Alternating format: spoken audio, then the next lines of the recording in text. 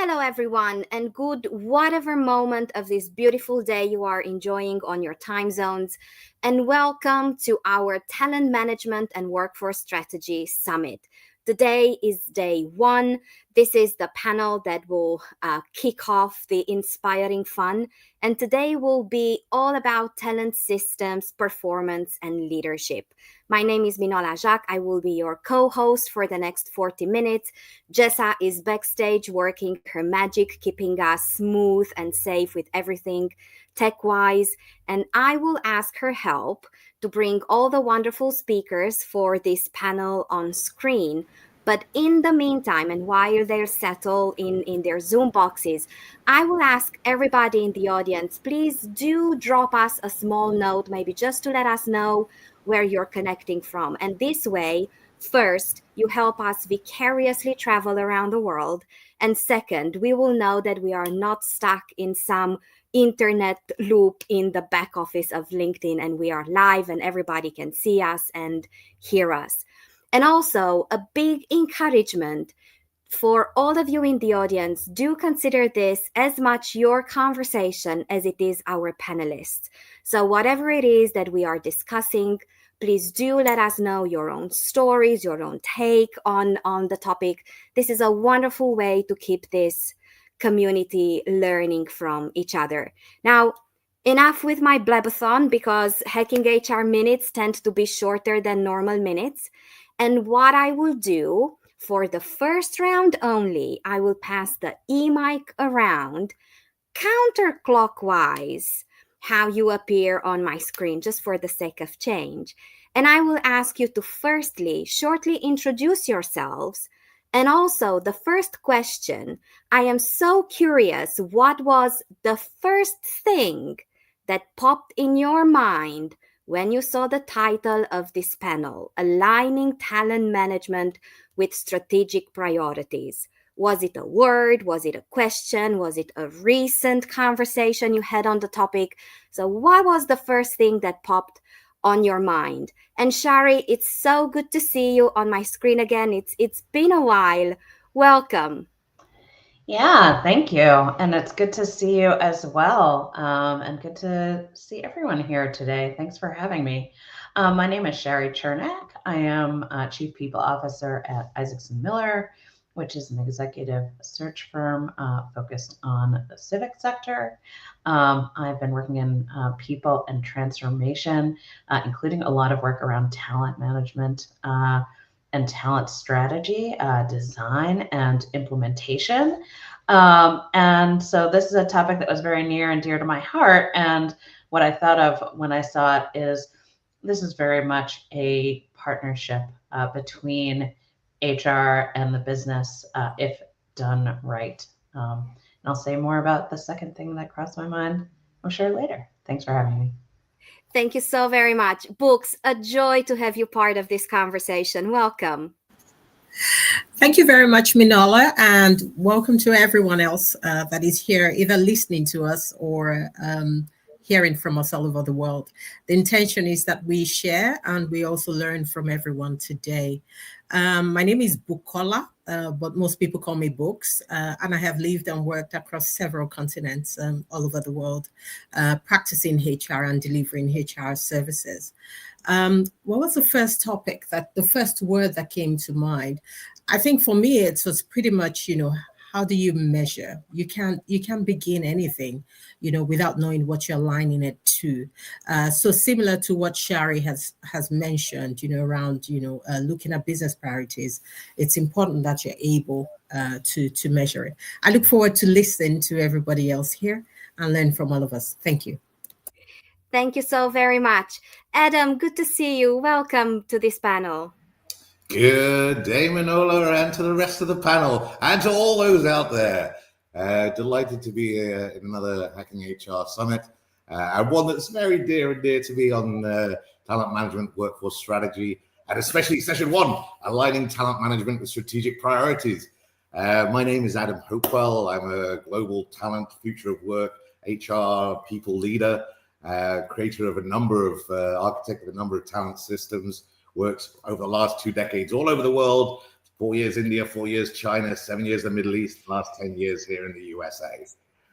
First word that came to mind when I thought of this was probably crafted cascades, if that's a word, a compound word. But I think really creating the cascade from strategic priorities all the way through the metrics that we measured and then the activities that will deliver on those strategic priorities. Crafting that cascade is the first thing that came to my mind, and hopefully something that we as a panel and the audience will explore further in the next hour. This is wonderful. Thank you. And making our panel complete today, Felicia, it's good to have you with us. Well, it's not fair that I had to follow Adam because I have not been to China. I haven't been very many places. I'm stuck in New Jersey for my entire career. But it's great to see everybody. It's great to be part of this wonderful panel. Thank you so much, Manola. I'm a global people leader over 20 years, but I know I look very young. So you're probably wondering how I have 20 years of experience. I think for me, aligning talent management with strategic priorities, I would say it's a passion of mine, but then again, everything is a passion of mine within HR. I would say it's a defining moment for organizations.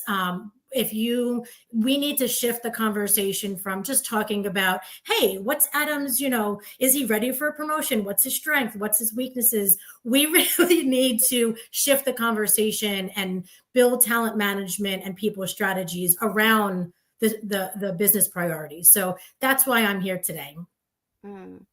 Thank you all so very much. A lot of passion and a lot of energy on this panel already. And I do promise I will come and collect on all the conversation candies that you dropped in your intro round. But first and foremost, I was putting together the content for a workshop for a team of colleagues of mine. And it was all about prioritization and time management. And while doing my research, I actually found out that the plural of priorities, only came into use in the mid 1940s, because until then, arguably, there's only one priority. But our world today and our reality requested to have the plural in place. So the first question I'm going to open for all of you is, how do we align talent management to short-term and long-term strategic priorities? What is the intention, and also what is the tension in this process? And I have no idea why, for some very strange reason, the first question I always open it diagonally. So Books, I'm going to ask you to be our pioneer on this one. And after Books, everybody, the unmuting competition is officially open. Just hop in and build your own conversations. So Books, short-term, long-term strategic priorities, how do we align the talent management to these? Thank you for that question, Minola. And I think what I would think around is more around what's most pragmatic. And I'm hoping to listen to a few of our other panelists here. And like I mentioned earlier, you cannot balance what you have not defined. So some organizations will tell you, and I have been there, where I had designed 5-year plans, and until we got to year 2 and year 3, you find out that, you have to constantly, adapt. So one thing I would like to mention is the first, to look at integrated talent management and also look at what the business requires. And by doing that, you're able to build capabilities. So you're not just building headcount, plans for headcounts in one shape and form. Because the truth is, sometimes your succession plans, similar exactly, as Felicia had mentioned, your succession plans of how you move Adam from place X to Y can become irrelevant if your regulatory, shifts happen, or even if a market has to exit. So it's important that you're focused on how you adapt the capacity that you have, a bulk of critical thinking, digital fluency, as well as cultural cross-functional agility. Then the other is that your talent should be able to move. So irrespective of how your organization wants to grow and develop, it's important that you have the talent, that you have the capabilities you have built. And those capabilities are liquid.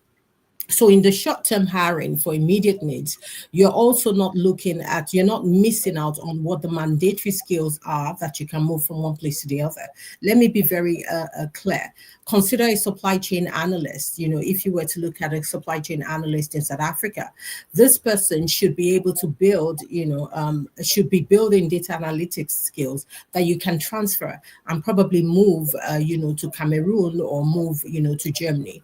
And the other final part, before I close here, is how you scenario staff, where you have 3 models for the future: models for growth, models for contraction, and the models for potential transformation, so that you're able to identify what are your top critical roles in all the scenarios, and how do you ensure that you keep flexible talent models for them.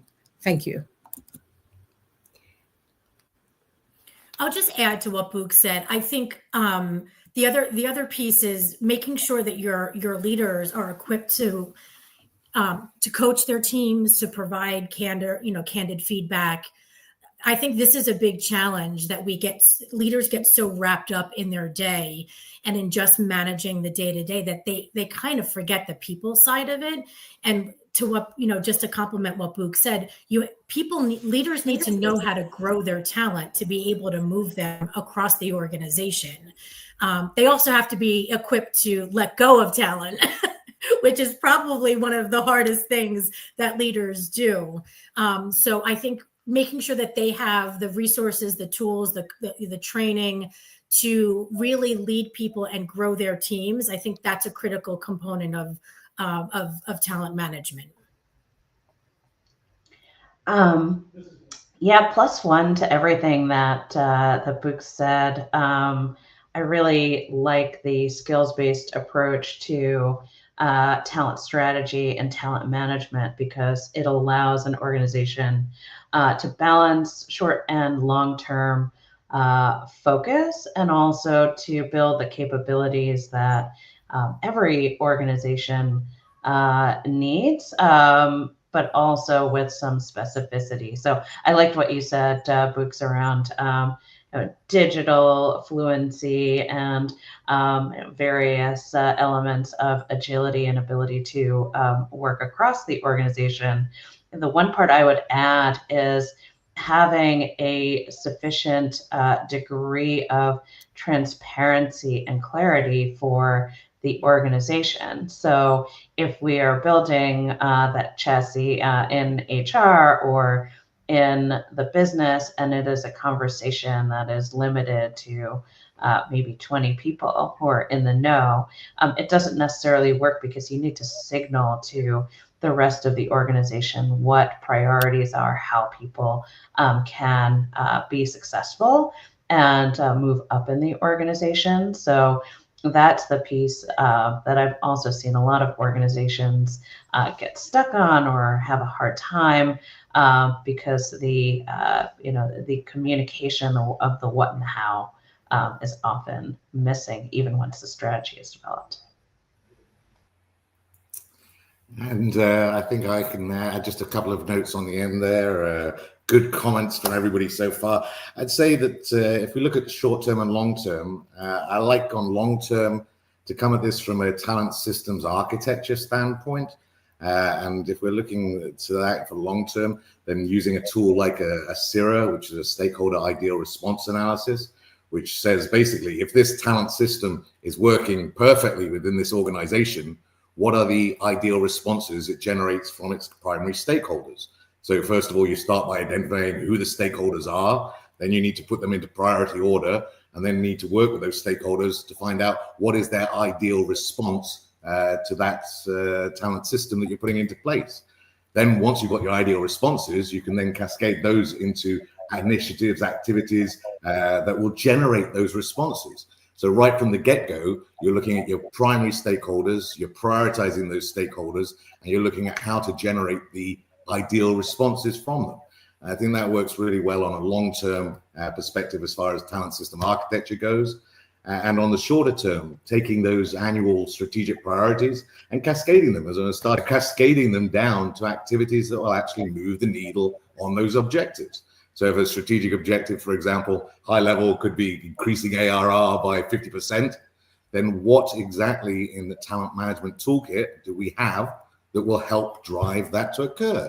And crafting your annual activity plan around talent activities that can measurably impact that specific strategic objective or strategic priority. I love how all of you in one way, shape, or form touched on the importance of metrics and linking it to measurable, tangible business outcomes. So Felicia, I will call on you to be the one leading the next round. And how can we best link talent initiatives to business performance and also to leadership accountability? Well, leadership, I'm going to start with the leadership accountability. That one is, in my opinion, I think that's a tough one. Organizations can definitely have scorecards, but you might get a lot of pushback from leaders on what's on their scorecard. But you can also tie development to retention and performance. And you can also use levers such as your like how often are you moving people around internally, and how are you upskilling people. So these are things that can help drive leadership accountability.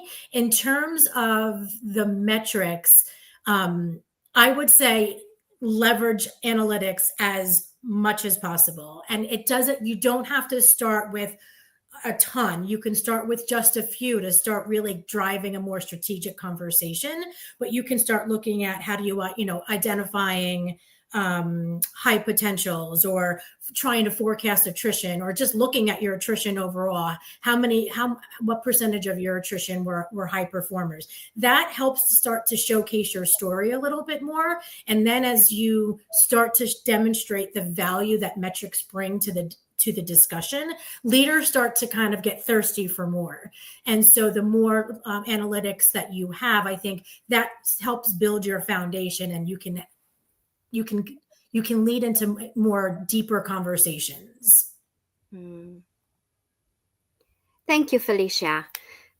Who would like to build on this? Books. Yes, just and just to be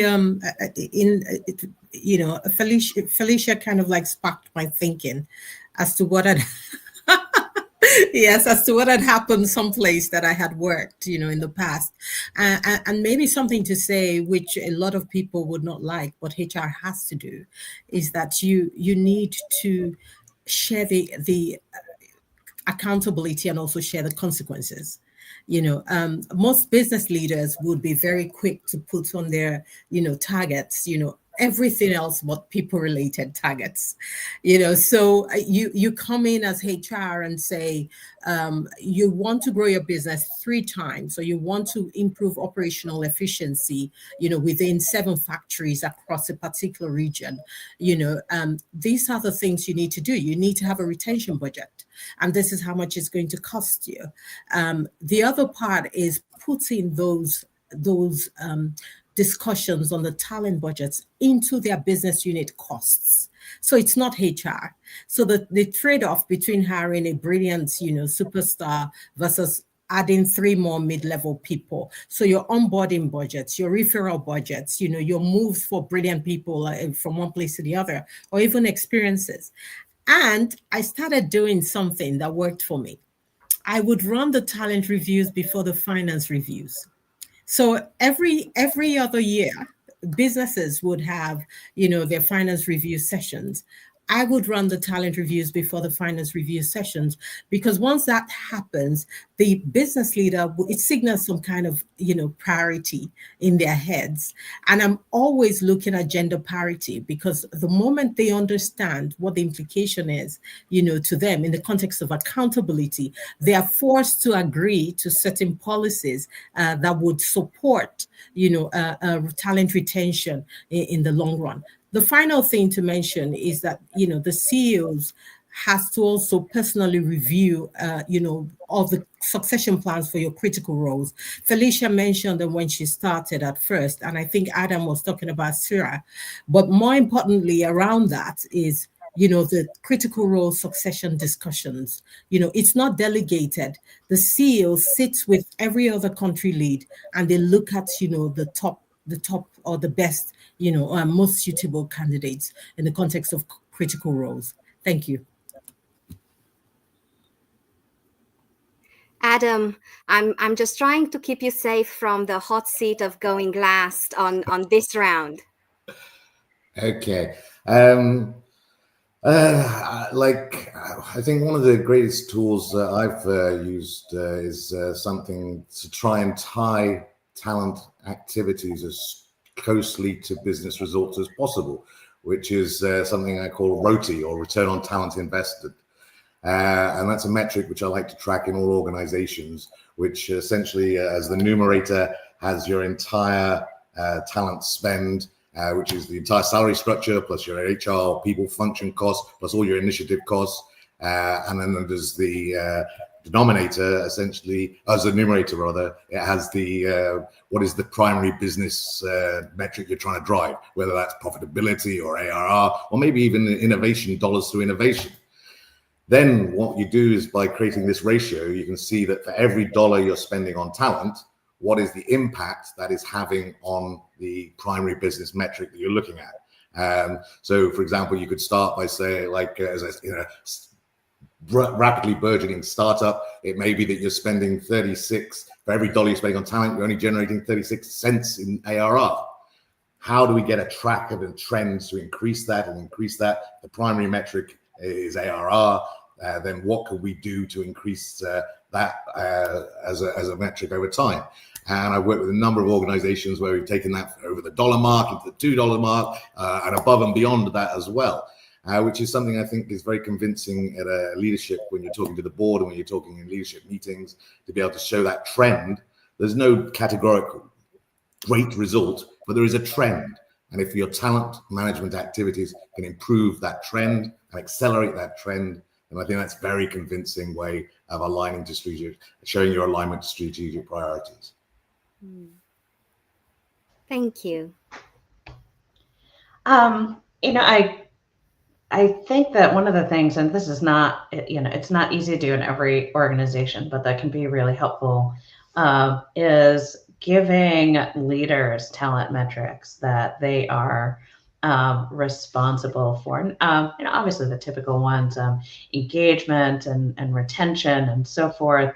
But there are organizations that prioritize talent, that put a responsibility on how many people get promoted from someone's organization, on talent cost avoidance in terms of avoided attrition, which can take place when people are talent hoarding or when they are otherwise demonstrating certain deficiencies in leadership, and then also looking at how talent has been accretive to the business in terms of driving certain improvements, inventions, and the like, and then being able to correlate those talent metrics with business metrics. So evaluating each leader from a broader perspective and being able to show the connectivity between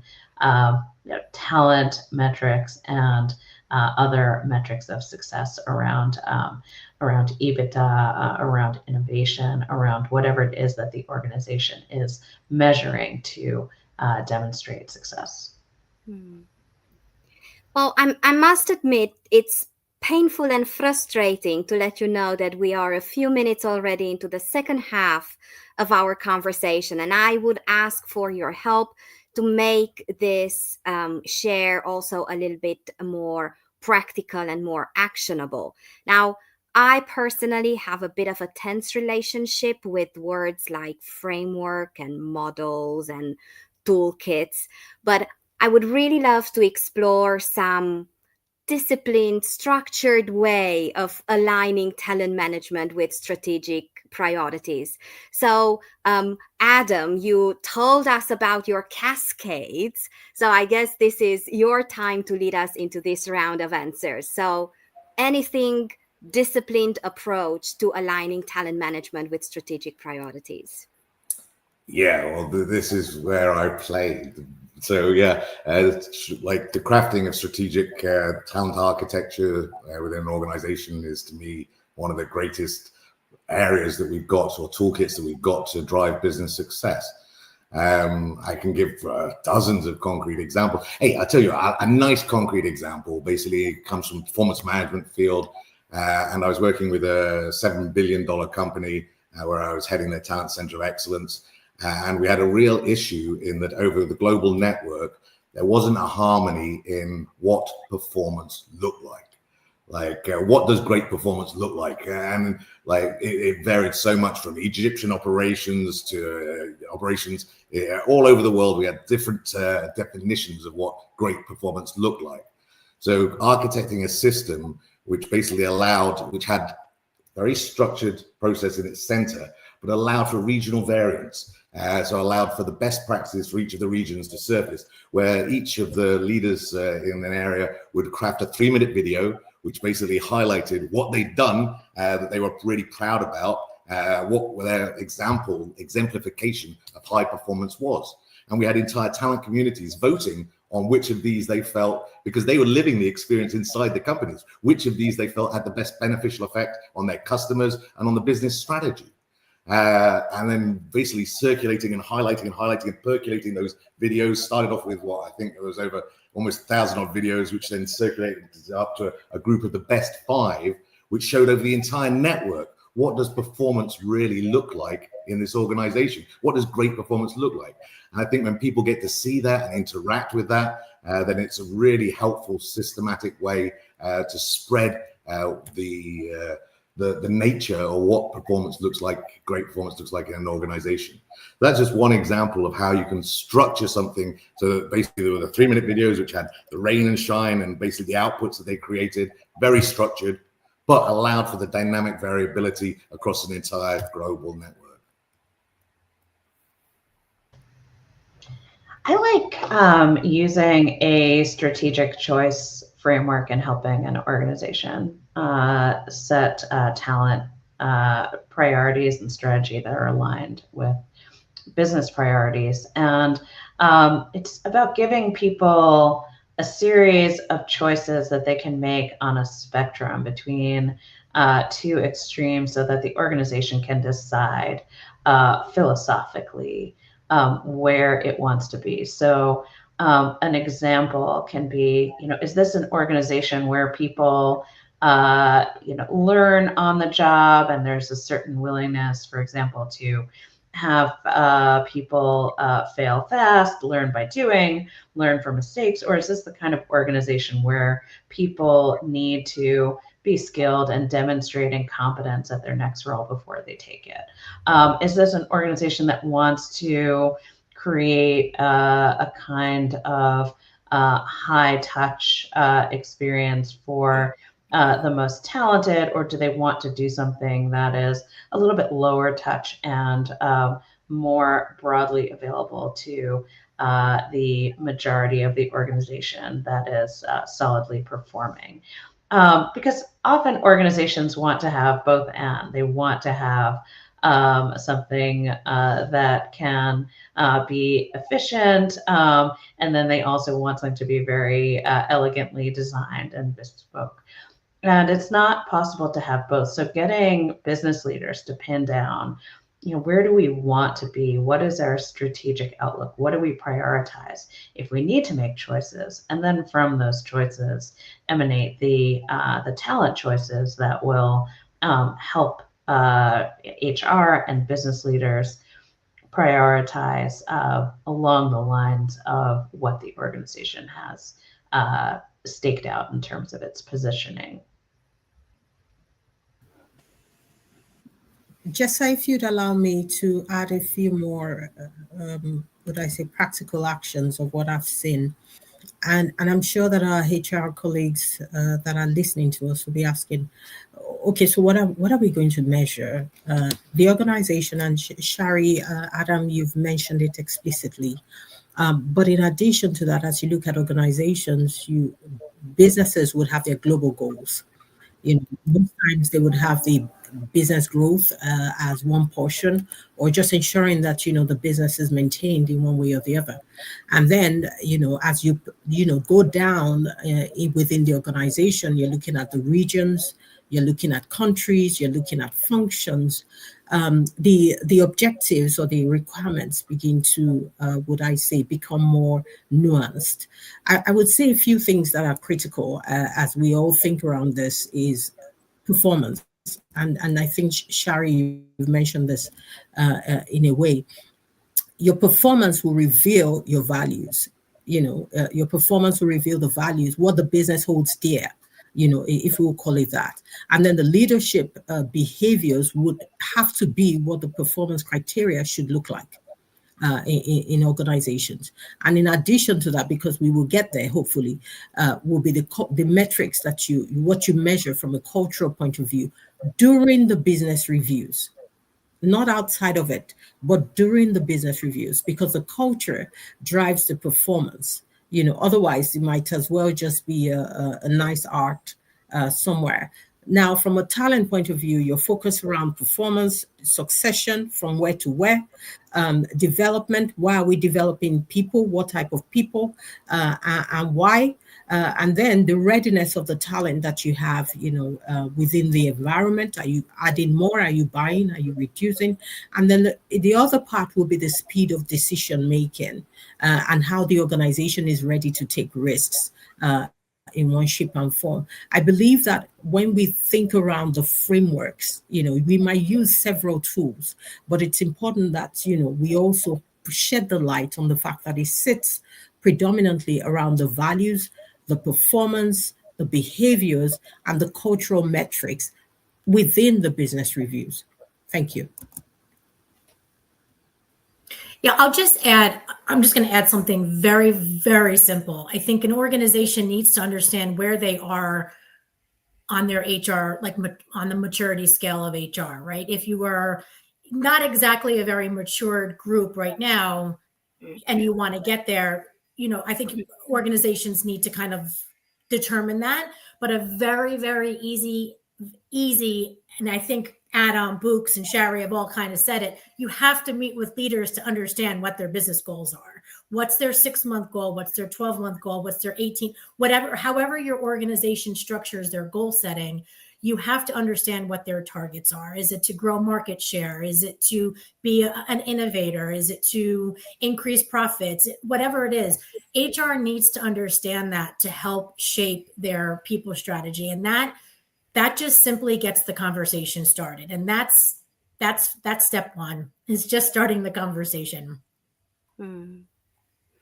Thank you all very, very much. And with 7 minutes left, I can't promise that this will be the last question, but let's see. We go agile, not fragile. My next question comes with a bit of a twist. And I am very curious to hear, what is the most recent unlearning that you went through in the area of aligning talent management and strategic priorities? What did you have to let go? Was it an assumption, a conviction, a practice, a tool? What is your most recent unlearning on this topic? And I will leave the question on the Zoom table and just unmute yourselves when the inspiration strikes. Minola, I love this question because it's basically goes into one of the phrases or the things my teams tease me about, because I'm always going on learn, unlearn, relearn, learn, unlearn, relearn. Okay, the anchors of today, like the sales of today, can be the anchors of tomorrow. We've got to be able to raise those anchors once they no longer serve the business purpose. And I think I worked with a lot of elite organizations in the past where it's taken a lot of very dedicated human capital, whether it's AI psychologists, whether that's data scientists, to craft some of the incredible talent systems that we put together. I think what I've had to unlearn recently is that those incredible talent systems now can be unlocked by organizations that don't necessarily make that serious investment into data science specialists, into IO psychologist specialists, because the capabilities of AI systems now really do allow for a lot much more for more organizations who are less willing to put massive investment into their talent and culture activities. We can now use AI systems to structure and provide those kind of systems into a vast majority of organizations. So it's something I thought, like, oh, you can't even consider doing that. Like, you're not high enough in the maturity curve. You basically don't have the resources to pull that one off. But no, I'm finding more and more that the power of agentic and all forms of AI, really, amplified human intelligence and augmented human intelligence as well, are unlocking capabilities for every organization at this point. So that's a big unlearning that I've taken on board recently. Thank you so very much, Adam. Felicia, I see you unmuted. I'll just say that for me, it's been clearing space for growth, right? Getting away from having a one-size-fits-all leadership model. It doesn't work. I mean, you can have something at the enterprise level, but when you start to dive into, and I think we've all kind of touched on this a little bit, but when you start to dive into what works for each, whether it's a division or a channel or a vertical of your organization, it's going to vary. So a talent strategy really is going to vary across your enterprise. So walking away or getting rid of that legacy thinking like we need one size fits all, that's something that I think needs to be unlearned in the talent management space. Just listening to you reminded me of how a classic question evolved in the talent management space, and now it's build, buy, borrow, or bought, right? Talking about things that we need to learn, unlearn, and relearn, to Adam's point. Sherry, I spoke over you. I apologize, please. No, not at all. For me, I think the unlearning has been around, everything is important. And I think earlier it's okay, how many things can you pile up on the plate of the organization, because they all need to get done.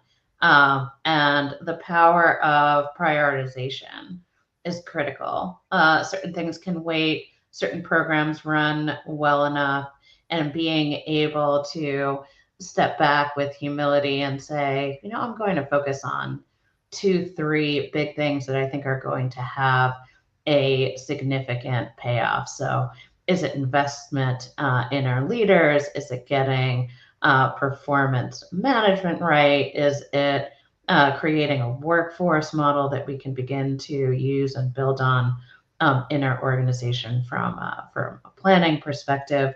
Those are all big projects. To try and then do those and take on everyone's other pet projects, it's just going to overwhelm people and the organization, and ultimately will lead to fewer results being achieved than selecting 2 to 3 priorities and ruthlessly focusing on them, and also communicating and demonstrating through focus that they are the true priorities.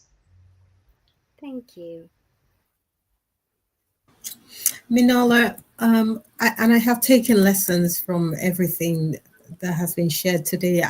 I'll just probably challenge us and say what I've learned was around the book, and everyone should probably consider reading it.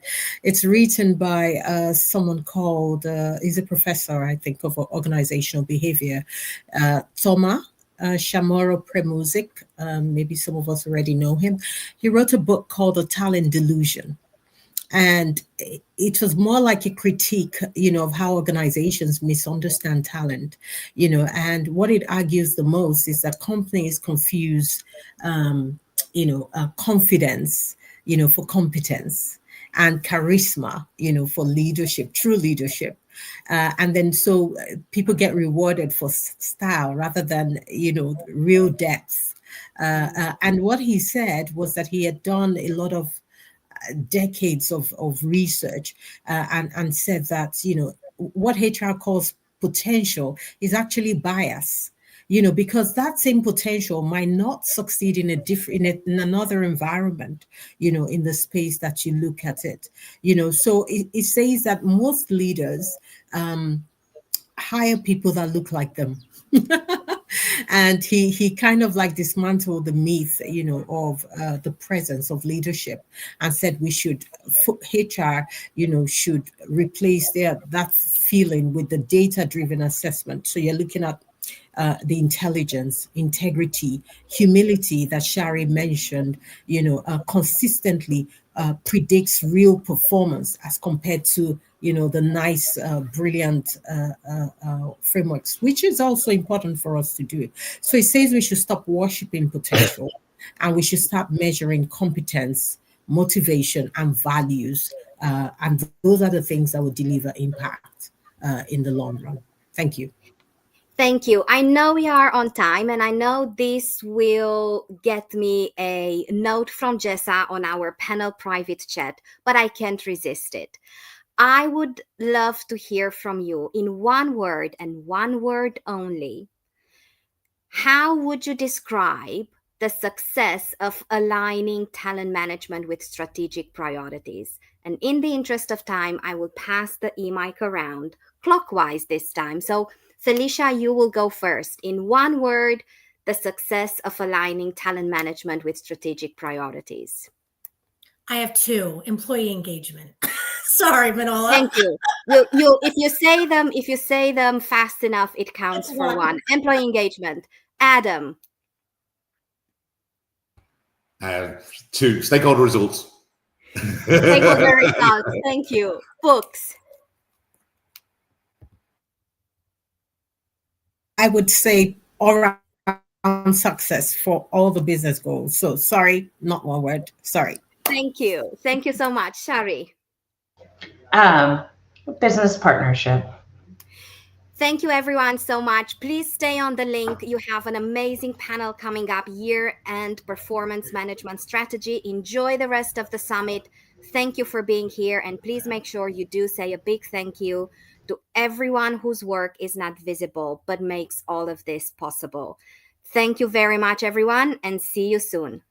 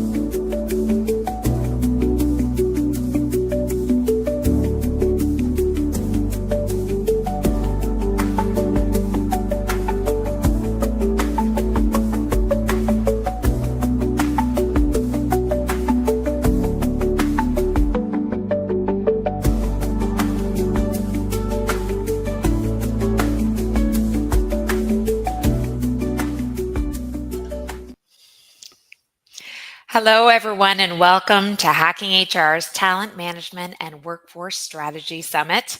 I'm Daniela Page, Chief Learning Officer here at Hacking HR, and I'm happy to be your moderator for today's session, Year-End Performance Management Strategy. Very timely. Before we begin, I want to spotlight something truly special. Hacking HR's new Premium Plus membership. It's your all-access pass to the best of Hacking HR. Live and on-demand certificate programs, crash courses, mini master's degrees, digital certificates, educational credits, lifetime networking, mental health support, and more, all in one place. Now, today's topic couldn't be more relevant. As we close out this year, many companies are deep in review session, juggling feedback, goals, and calibration. But the real question is, are we driving performance or just compliance? Today, we'll look at it from every angle, redefining the purpose of performance management, rethinking the annual review, and exploring how to make feedback fuel growth, fairness, and accountability without losing compassion. All righty. So with that, Jessa, can you please bring our experts to the stage? Hello. How's everybody doing today? Great. Good. Good to Fabulous. hear. Good to hear. I think we'll do a quick round of intros to get us warmed up, if that's all right with you. If you want to tell us who you are, what you do, and what you love about this topic, that would be wonderful. We'll start with you, Erin. Good morning, everyone. I'm Erin McCann. I'm currently the head of people at Genomenon, which is about 140-person global biotech firm. Started in the US, but we also have locations in Europe. I think the thing I like most about this topic is that it's ever changing. And even as I build out these systems, always try to find new and different ways to make these better because they're so impactful to our team members. It's, as I always tell our leaders, this may be one conversation for you, but it's the most important conversation someone has in the year. So let's make sure we maximize them. Welcome, Erin. Thanks for being here. And over to you, Carrie Ann. Who still don't understand how to unmic a mic. Good morning, everybody. Carrie Ann Douglas Powell. My pronouns are she and her, and I'm the Director of Workplace Culture at OCAD University. For those of you that don't know who OCAD is, OCAD University is Canada's oldest and largest leading art and design university, located in downtown Toronto. And we've been here since 1876. And so I'm super excited to say that we are at 150 years old coming this fall. And so it's super exciting to celebrate. And with that, a part of our portfolio or part of the work, or one of the reasons why I love doing performance management is because I actually find it inspirational. I think it's a little bit different than everybody else's. It's a part of our story. It's part of recognizing all the hard work that we have done throughout the year and being able to celebrate some of those things. And so my take on things are probably a little bit different than other folks, but I actually do find joy and inspiration in doing performance management when doing it right. Thank you, Carrie Ann. We're lucky to have you here. Thanks. Over to you, Dr. Lauren. Hi, everyone. I am Dr. Loran Starr. Let's see, I am Chief People Officer at Accentria Care Alliance, a nonprofit organization here in Worcester, Massachusetts.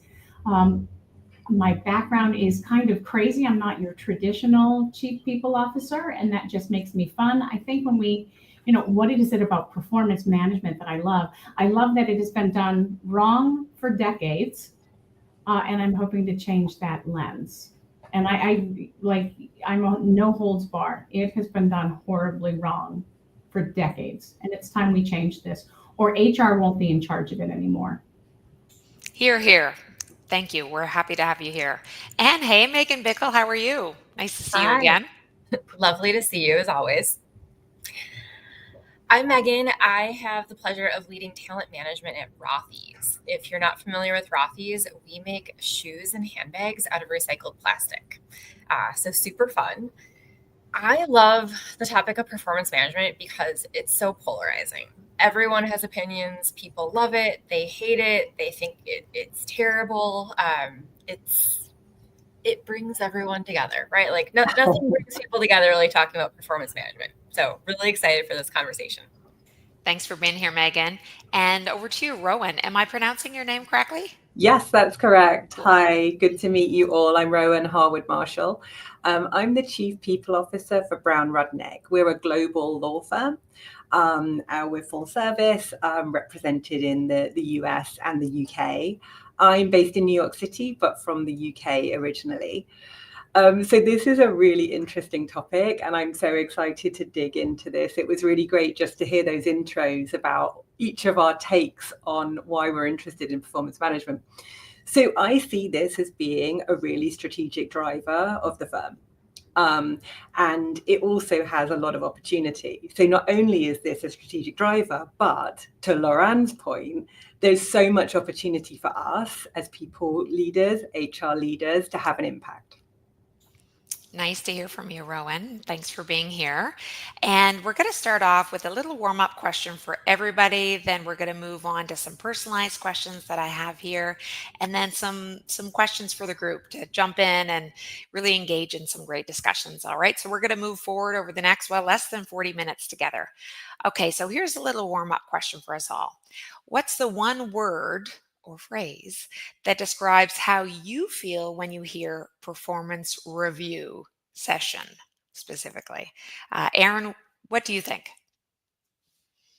I wish I could say joy. I think there's two. I'm of two minds. If I'm receiving one, optimistic. If I'm leading the process, it's opportunity. Good. Thank you. Carrie Ann. I'm going to follow up with Erin and say if I am leading one, it is exploration.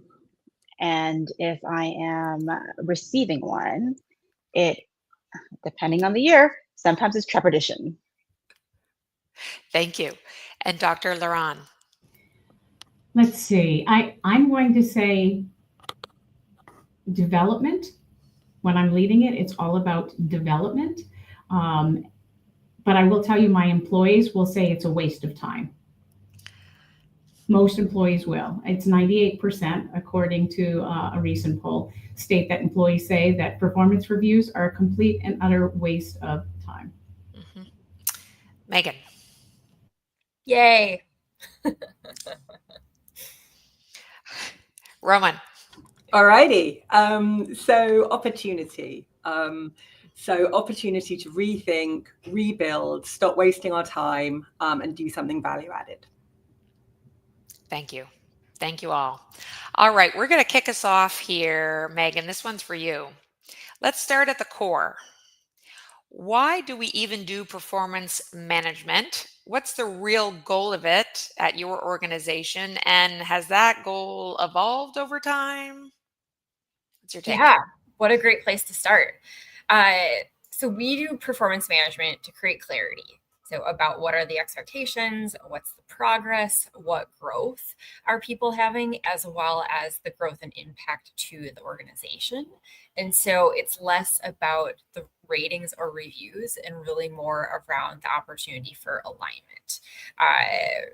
The goals evolved over time, from like many probably on this call have experienced, a backwards looking process to that forward looking development practice and opportunity. And so also just as a mechanism for like a proxy for leadership effectiveness and a mechanism for formal feedback. As we know, employees always are asking for more feedback, and sometimes it's that formal aspect that really drives the conversation. Thanks for that. Dr. Laran, is the annual review model fundamentally broken? Employees want real-time feedback, yet many companies cling to the yearly ratings. Why is it so hard to let go of that traditional cycle? And what would a more agile, data-driven system look like? Great question. Yeah, the traditional annual review was built for a much slower era. Think about it.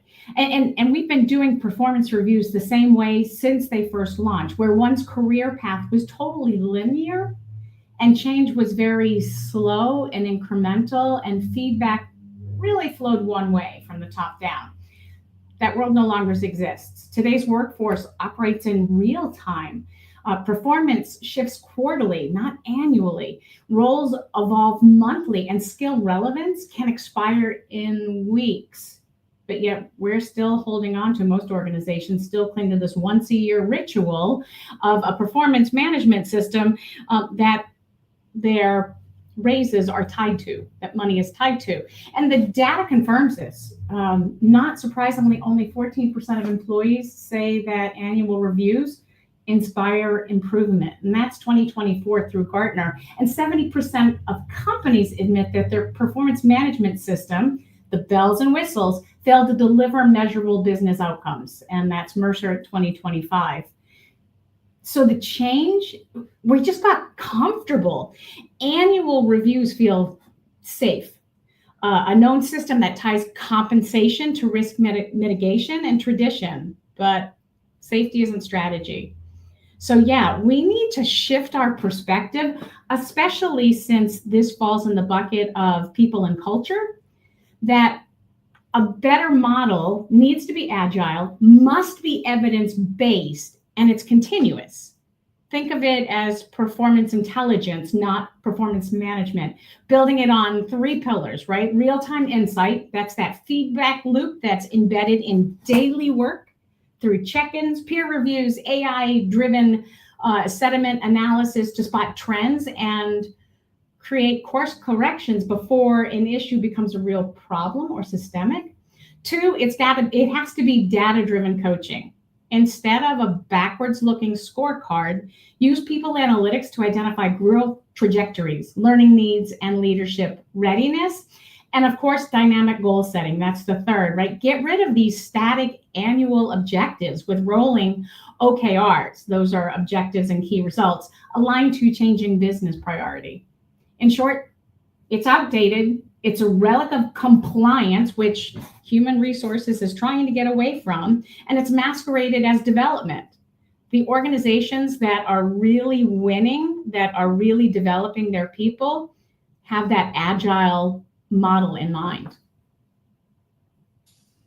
Thank you for that, Dr. Laurent. Rowan, do employees actually want feedback? And if so, what kind of feedback actually helps them improve?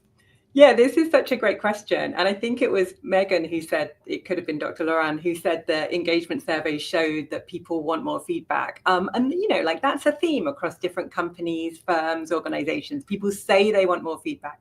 Do they really? Or do they want more recognition?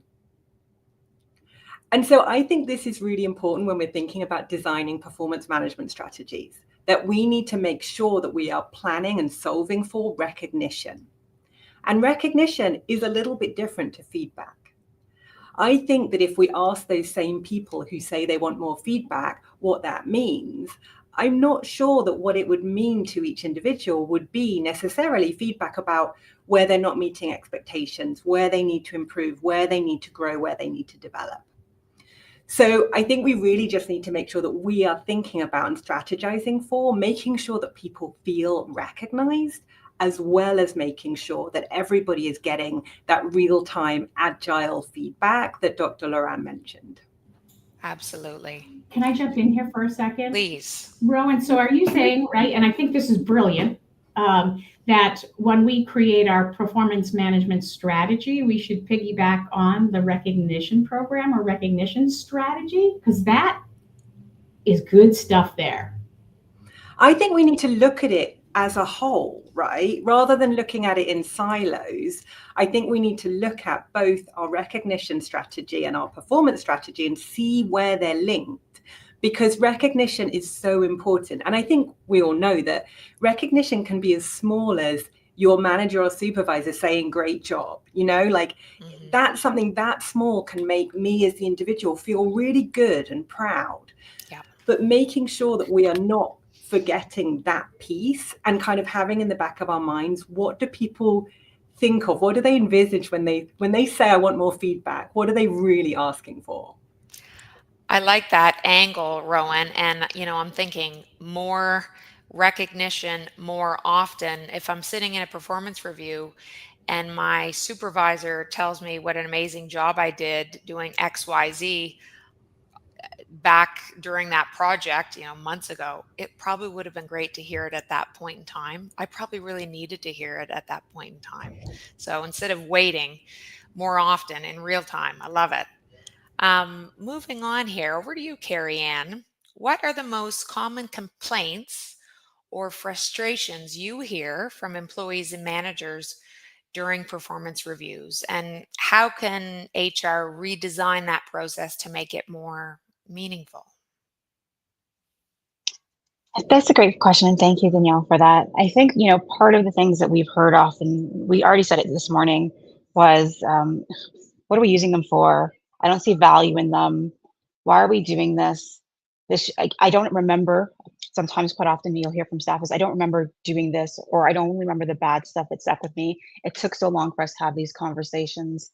On the manager side, I'm not prepared to have these conversations. I hear a lot because some of the conversations are not going to go well and bubbly and cheerfully. And sometimes, you know, folks are looking for rewards that we can't afford to provide them at coming out of these conversations. So I think you know, as HR practitioners and as professionals, one of the things that we really need to do around performance management to ensure the fact that we're meeting everybody's needs is truly understanding that person. And I think this is the other piece to this performance management. It's not just on the business side of the house. It's also understanding, what does recognition look like for me, Carrie Ann Douglas Powell? What does recognition look like for Aaron? What does recognition look like for Megan? What does it look like for Dr. Laurent? What does it look like for Rowan? Because although, yes, for me, it might be being able to do a development plan, being able to go out and do learning and training opportunities, or being able to give back to my community, for others, that's not it. Quite often I have, in my leadership capacity, have been in places and spaces where I thought that I was providing good reward and recognition as part of the performance practice pieces, or as part of coming out of my one-on-ones with folks, that public recognition, at team meetings and being like, great job. And then you find out later that that wasn't how somebody wanted to be rewarded or recognized. It actually put them into a shell. And so just really rethinking how it is that we do these things, and really about when we talk about this agile development of the work that we're doing, we're moving so quickly. And quite often I do have one-on-ones, I do have regular check-ins with my teams, but yet still our performance cycle it's a yearly cycle. It's got 2 check-in points. We do a 30-day for when somebody onboards. We do a mid-year and then a final year review. But a lot of the times we're finding these things are shifting. And so what I set out as goals in the beginning of the year, and because things that are unbeknownst to my team, because things are happening in the ecosystem, things are happening in university, their performance goals may shift and may change. And yet they're still stuck having to provide an evaluation or review for something that happened months or years ago, or was planned months or years ago. And so you get there and we're retelling the story. And so one of the things that my team, are looking to do, and I've done in the past, is doing our performance reviews through storytelling. So rather than it being here's a goal and here's a checkbox, it's tell me the story, tell me what it is and that happened during that time when we set the commitment, and let me know what does the outcome look like? And where areas of places and spaces where we could not necessarily achieve the outcome, tell us what happened and how it is that you dealt with it. Because I think if they can use these things or these stories as part of their interviews when they go on to other things or other pastures. And so that's another way that HR can really look at using performance management a little bit differently. Meeting people where they are at, using tangible stories, and being able to just shift the conversation through ongoing one-on-ones and meaningful action. Thank you, Carrie Ann. I appreciate that. If anyone wants to jump in, please feel free. Yeah, I was actually going to add on to what Carrie Ann and also Rowan said earlier. I think that to the question around feedback and what that actually plays out to mean for people, I do think there's a recognition piece, but I do think people want feedback that helps them grow into the next level, move into another team. So I think the missing link here is actually clarity. And what Carrie Ann was saying, I agree with. In a startup tech environment, our goals change quarterly, which is why we set quarterly goals for everyone and also do quarterly feedback. But what people actually really need from that process is what's the gap between where I am and where I want to go. And to Carrie Ann's point as well, recognition and growth looks different to every person. We teach our managers to look for several F's. One might be fortune, which is compensation. What does my bonus, my base salary look like? One is fame. Am I getting shouted out regularly? Am I getting a new title? Am I posting up on LinkedIn? Am I seen as a leader in the company? Another person might value family, meaning they want more balance. So they actually don't want to go into a promotion and become a manager or go on that manager track that we build. They want to have more balance. And then, flexibility is another. So I want flexibility in my schedule. I want to be able to work remotely. Everyone values different things at different stages in their career. Oftentimes we'll see more junior folks, they come out and they want that fast growth. They want the compensation fast. They want the title fast. But as we get more senior, it might look more like balance. It might look more like recognition or that fame or that leadership or being able to sit on a panel, being able to present in an all hands. And I think it's really important that we have those touch points regularly because it changes as people's life cycle changes in the company. So I think that kind of tying all of that together, one thing that we've done, and I've done at several companies, is actually build out those job architectures that are really comprehensive, that include growth from very entry level all the way up to C-suite. We write out our core values, what that means to actually showcase in your day-to-day work what that core value is, several skill sets, whether that's influence or accountability. And then we also build out specific to the role what we call crafts. And those are the skills that are needed for that particular functional area. So if it's engineering, it's code review, it's software development, and we write those job architectures to inform those quarterly conversations and then the annual conversation. So there's no surprises. It's very transparent and everyone can see where they are going and they can make that decision, to Carrie Ann's point, of if they want to even get there, or are they happy and comfortable in their role and they just want to do a good job. And we should not miss out on those opportunities to recognize those really steady performers who are just here because they love their work. They don't have those ambitions to get to a manager track or to grow up to a principal engineer, just making up an example. That's really great perspective, great practice. Any other thoughts on that? Okay, thank you, Erin. We're going to move into some questions for everybody, okay? So I'm going to kick us off with the first one. So have a thought here. How do we hold leaders accountable for bias in performance ratings?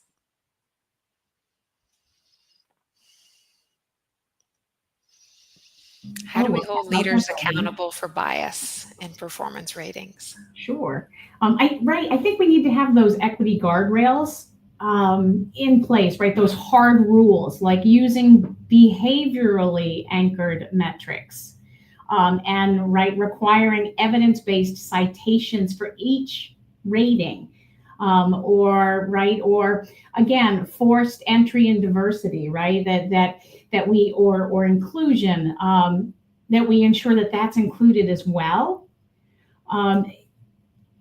At the end, we need to, always skill the raters, right? So look at frame of reference or just-in-time rater nudges in tools, and approach it that way from the behavioral lens. What are your thoughts, everyone? One thing that we do is, to Dr. Loran's point, we skill rate actually managers. That's one of the competencies that we rate them on. And it's not just saying, are you inclusive? Are you equitable? It's what are the behaviors that create on your team an environment where equitability, inclusion, and psychological safety are demonstrated. Moderation, structured performance evaluations is something that we rate our managers on. So if they know that part of their evaluation is making sure that everyone has an unbiased, objective review, they will make sure to take the dedicated time to do that because their own growth depends on it as well. We also do calibrations as part of our process. So having these job architectures is a great way to take something that's pretty subjective. Think of the HR as a discipline. Yes, we have metrics, but as we're rating our own team, we have to have a really clear, objective way to say, are you level 1, 2, 3? So having those job architectures allows us to make something subjective, objective. The people team then can go in and we take text to rating. So the manager is rating on a text box, turns into a rating on the back end, which creates, reduces some of that anxiety that managers feel rating someone on a 1 to 4 scale. Instead, they're rating them on a text-based superstar to underperformer. And then we on the back end take those, average them, and create an overall score to calibrate. So there's a check and balance in process for our annual reviews. And then we also do calibrations quarterly with their skip levels, making sure that they're done on time, that everyone has them, that we're using those same kind of mechanisms to write feedback. We put them into growth. The way that we kind of parse that out is the great, which is the things the person does exceptionally well in each of the skill competencies, and then the grow, the areas where they need to improve or there's that gap to the next level up. I would add to that I don't think that this is about making sure that there's no bias in this particular part of what we do.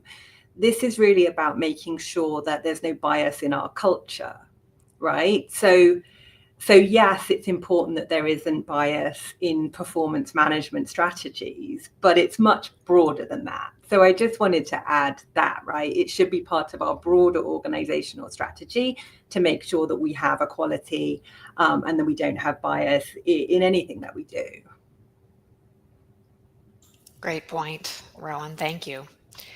What structural and behavioral interventions actually reduce inequity in these evaluations rather than just repackaging it under calibration?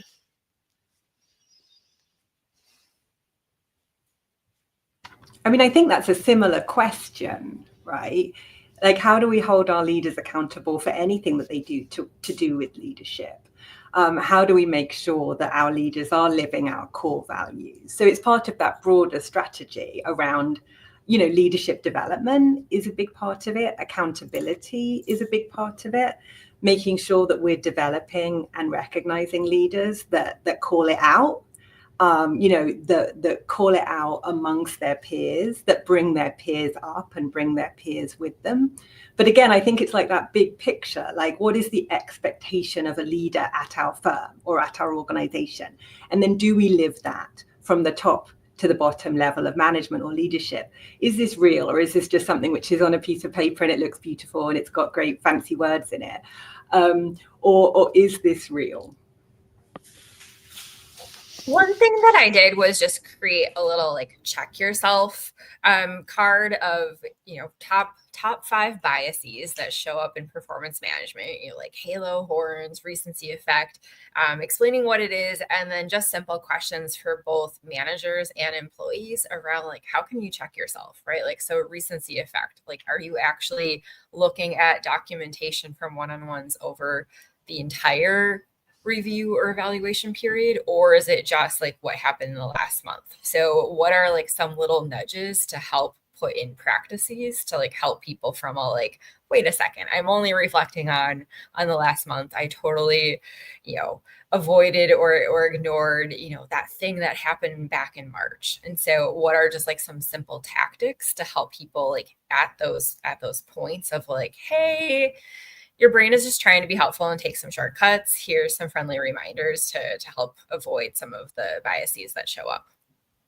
And structurally, we can also help that, right? So if we move away from this one big, scary performance evaluation once a year that everybody universally hates, and we move to an agile system of real-time feedback, there's no recency bias because everything's recent, right? It goes the other way. So some of these structural changes can, to that example Megan gave. I think the other piece that we haven't talked about is data.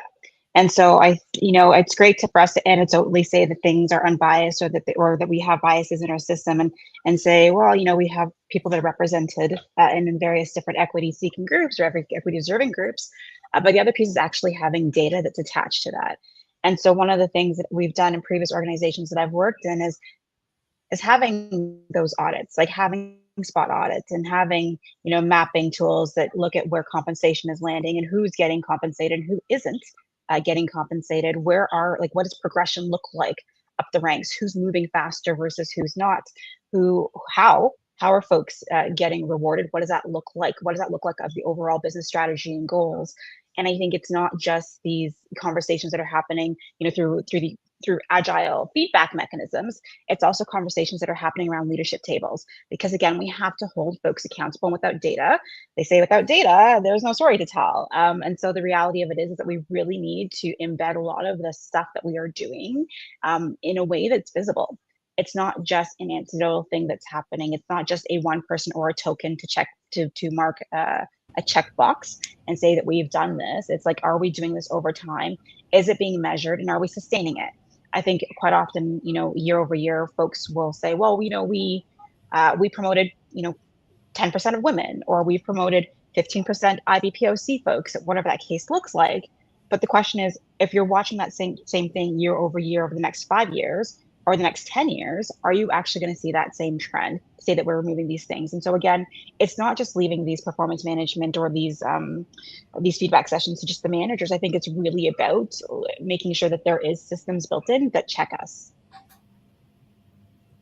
I think to sum it all up from what I'm hearing from everybody here, is that performance management, especially from that leadership lens to remove leadership bias, is inherent to the organization's values. And it's not a once a year, like, okay, so performance management's coming out, let's all jump on this Zoom call and learn how to do it. This is an ongoing process of development that goes from the top all the way down to your employees. And again, from that performance management lens, should also not be a one and done, once a year and done. We should be doing these at least quarterly. But your employees, from my lens, we have our employees in their performance management system all the time. We use that as part of their development plan, their individual development plan, so that they're putting stuff in there that triggers a note to the manager to say, hey, Susie put in a new comment. It keeps us all up on what's going on, allows for that recognition, and it allows for that development component to come into play, both for the employee as well as the manager and leader. So performance management once a year is dead. It should be done all the time. And it starts with developing your leaders from the top down to ensure that there are no biases and that we're measuring the right things, right? And that we can tell stories based off the dashboards that we're creating. My 2 cents. Thank you. What's the role of performance management, or as we've mentioned, performance intelligence, amid all the buzz for companies to map jobs to skills? So what's the role of performance management to map jobs to skills? I think this is a really interesting topic with so many organizations on relooking at, we have to be skills based. We have to look at our jobs and break them down into skills. And then if you zoom out and think of the employee, it's like, okay, so twice a year I have performance management on what? These skills that are tied to my job or the goals that are in place. Like, basically, what am I being held accountable to, right? So if we have this job description and we're hiring people, and then here's all of the skills or competencies or capabilities that make up this job, and then you've got levels of mastery that are tied to the job, then it becomes, is performance management about the skills and capabilities, or is it, what am I accomplishing? And so I don't necessarily have like a clear, here's the future, but I think it's definitely something that for organizations that are on this skills-based journey to clearly articulate a point of view, so it doesn't feel like over here we're assessing or we're doing merit based on performance and goals, but we're also assessing on skills and capabilities. I think we're in a funny time too. We talk about equity in the workplace, right? The way we get equitable compensation, equitable performance management, equitable development is truly through skills, right? That skills equity, where we're balancing that fairness and motivation and the equity in your skills equity in today's hybrid world. And I think that, from one lens, I go, that's transparency. So we're entering a new era where our employees want to know everything. So here's that transparency, publishing how compensation decisions are made, how financial reward or raises are made, from weighing the skills and outcomes to ratings that influence pay. And I think, well, at least from what I've seen, when employees understand the math, they trust the system. Also, we'd be using consistency, so everybody is measured the same. And then again, skills equity. And that means paying for verified skills and actions, not job titles, not office location, not tenure. One more person tells me tenure, I'm going to strangle. I'm like, just because you've been here 20 years doesn't mean you know jack, right? We are a transformational age, not transactional. If you go back 20 years, it was transactional. So I think that, leaning into that skills equity provides that level playing field, right? Where we're no longer allowing biases to come in about what's your degree or where you went to school or where were you raised. It's, do you have the skills to do this job? And I think that goes beyond just the performance system, right? We should be having those KPIs and skills required, competencies required on every job description. Like, this is part of your job. And then, right, that gives us a go place for development, right? God, we see it as like one bucket. Here's our job description file. Here's our compensation file. Here's our performance review file. No, it is one continuous flow. We need to step back and stop thinking of it that way. Because until you do, you won't have an equitable system until you step back from that and you take all that noise out and really focus in on that transparency, consistency, and skills equity. Dropping the mic. Dr. Loren, I feel like you're like my best friend right now, because that's the same conversation. It's that employee experience, right? It's straight throughout. and making sure the fact that they are all together. It's really interesting. We just had this conversation in another group, just talking about, understanding from the very beginning, what are we expecting for folks to do when they come into the organization, and being very clear about it, not just reusing the same job ad that we've had, the job description or the job spec, but having a true understanding as to what are we asking for folks to do when they show up. What is the basic need for that role, and what does whatever extremely satisfied look like, and be very clear with folks that they actually understand what is being measured of them and how they're being measured. And then we also know what that expectation is of folks and when we're assessing them. And so I think you're 100% bang on. It's that entire employee experience from even before they come to the organization to the time that they leave and off board with us.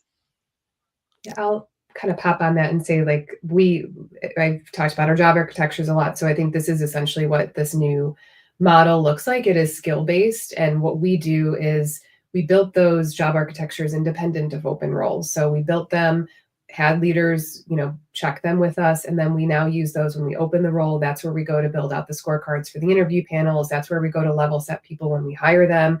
That's where we go to give people feedback on what growth looks like. And then to Megan's point, we do also tie that to quarterly goals, which feed from company goals. We call them ROCs. We use EOS as our goal setting measure. So each person has goals that are tied to team ROCs. They're tied to company level strategy ROCs. So the way this should flow, I'm not saying it's perfect, is as you increase your competency and your skill set, as you continue to grow, you should be able to become more effective at achieving the goals that your manager sets for you, which should impact the ability for the company to achieve its goals as well. So sometimes it's moving faster, sometimes it's moving with more precision or having higher quality output. Depends on obviously the role and the work that you're doing, but all of that should feed into those job architectures so you can see what great looks like at every stage. So you're slowly filling those gaps and people are growing in their competencies. Thank you to the group for all of that valuable insight. We appreciate that. As we wrap up in the next 2 minutes, if you could offer one piece of advice to a company aiming to reinvent itself with performance management process, what would it be and why? We'll try to get around the table here. Shall I start? So very quickly, it would be to work out what the purpose of performance management is for your firm, company, or organization, and then design it to meet that purpose.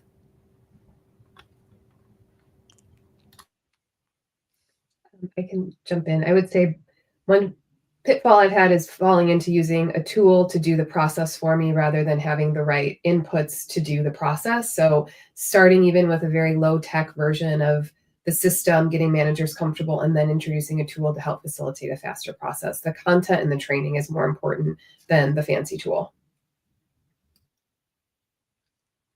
Building on to what Rowan said about being clear of why do we do this here, I'd also add, what are the things that you want to measure? It's like how, have that data in mind of what are the things that we want to get out of it, that we want to look at, and why. I have to add in here that it starts at the top. Has to start at the top, and the top has to be showing those behaviors because we all learn from those around us. So start at the top. Couldn't agree with you more. Thank you to all of you for your time and effort today. Thanks for being with us. And jump in, Erin. I was going to share that. So I was going to be being committed. I think at the end of the day, your leadership has to be committed. I think too often we jump into these things and folks are not really on board. And I think then we fall off on them, it becomes like this thing again. And so commitment from the very get-go is going to be my share. And thank you, Erin, for creating the space for me. All right, folks. Thank you all for a great conversation today. We're going to move forward with the next panel, so stay tuned. Succession planning and development pipeline and leadership pipeline development. All right, so we'll stay tuned for the next one. Thank you all. Bye-bye.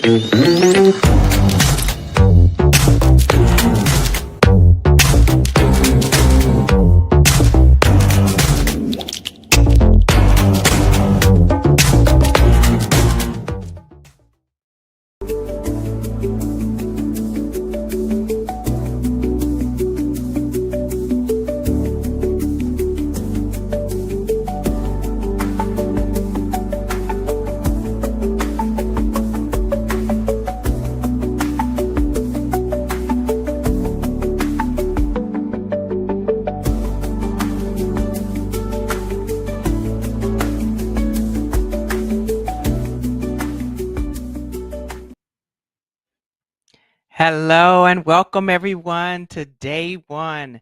We are here with an amazing topic as part of the Talent Management and Workforce Strategy Summit. And I'd like to welcome those that are part of the panel. I am Renika Weston and I will serve as the moderator today. We're going to be talking about succession planning as well as leadership pipeline development. And so as we welcome folks in, we will then do introductions. Let me see if I see everyone joining. Yes.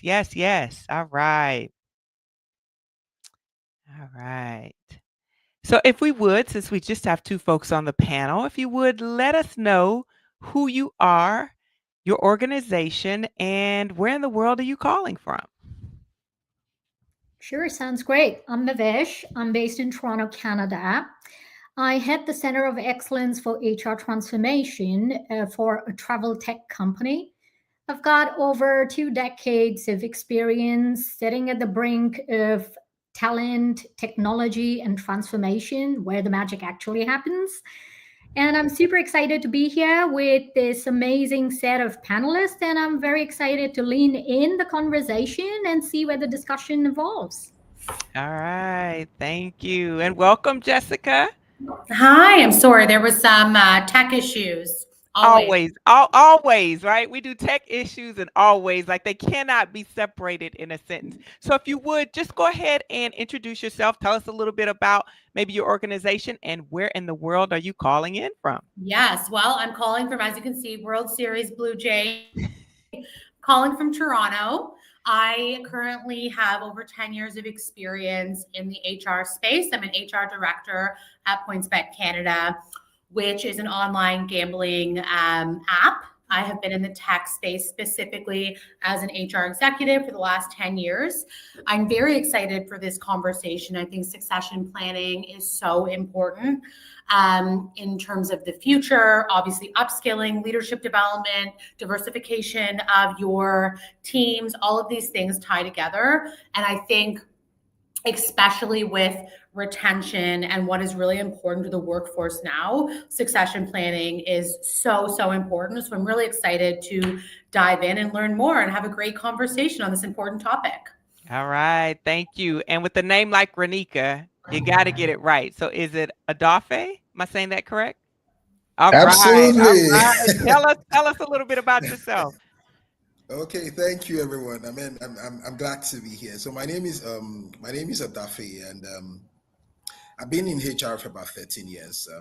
I wear two hats at the moment. So I'm the head of HR for an IT consultancy firm called Descasio, and I'm in Nigeria at the moment, and we currently have I manage about 1,600 engineers around the world. So quite a tasking job. And I also am the lead consultant for a HR firm in Africa.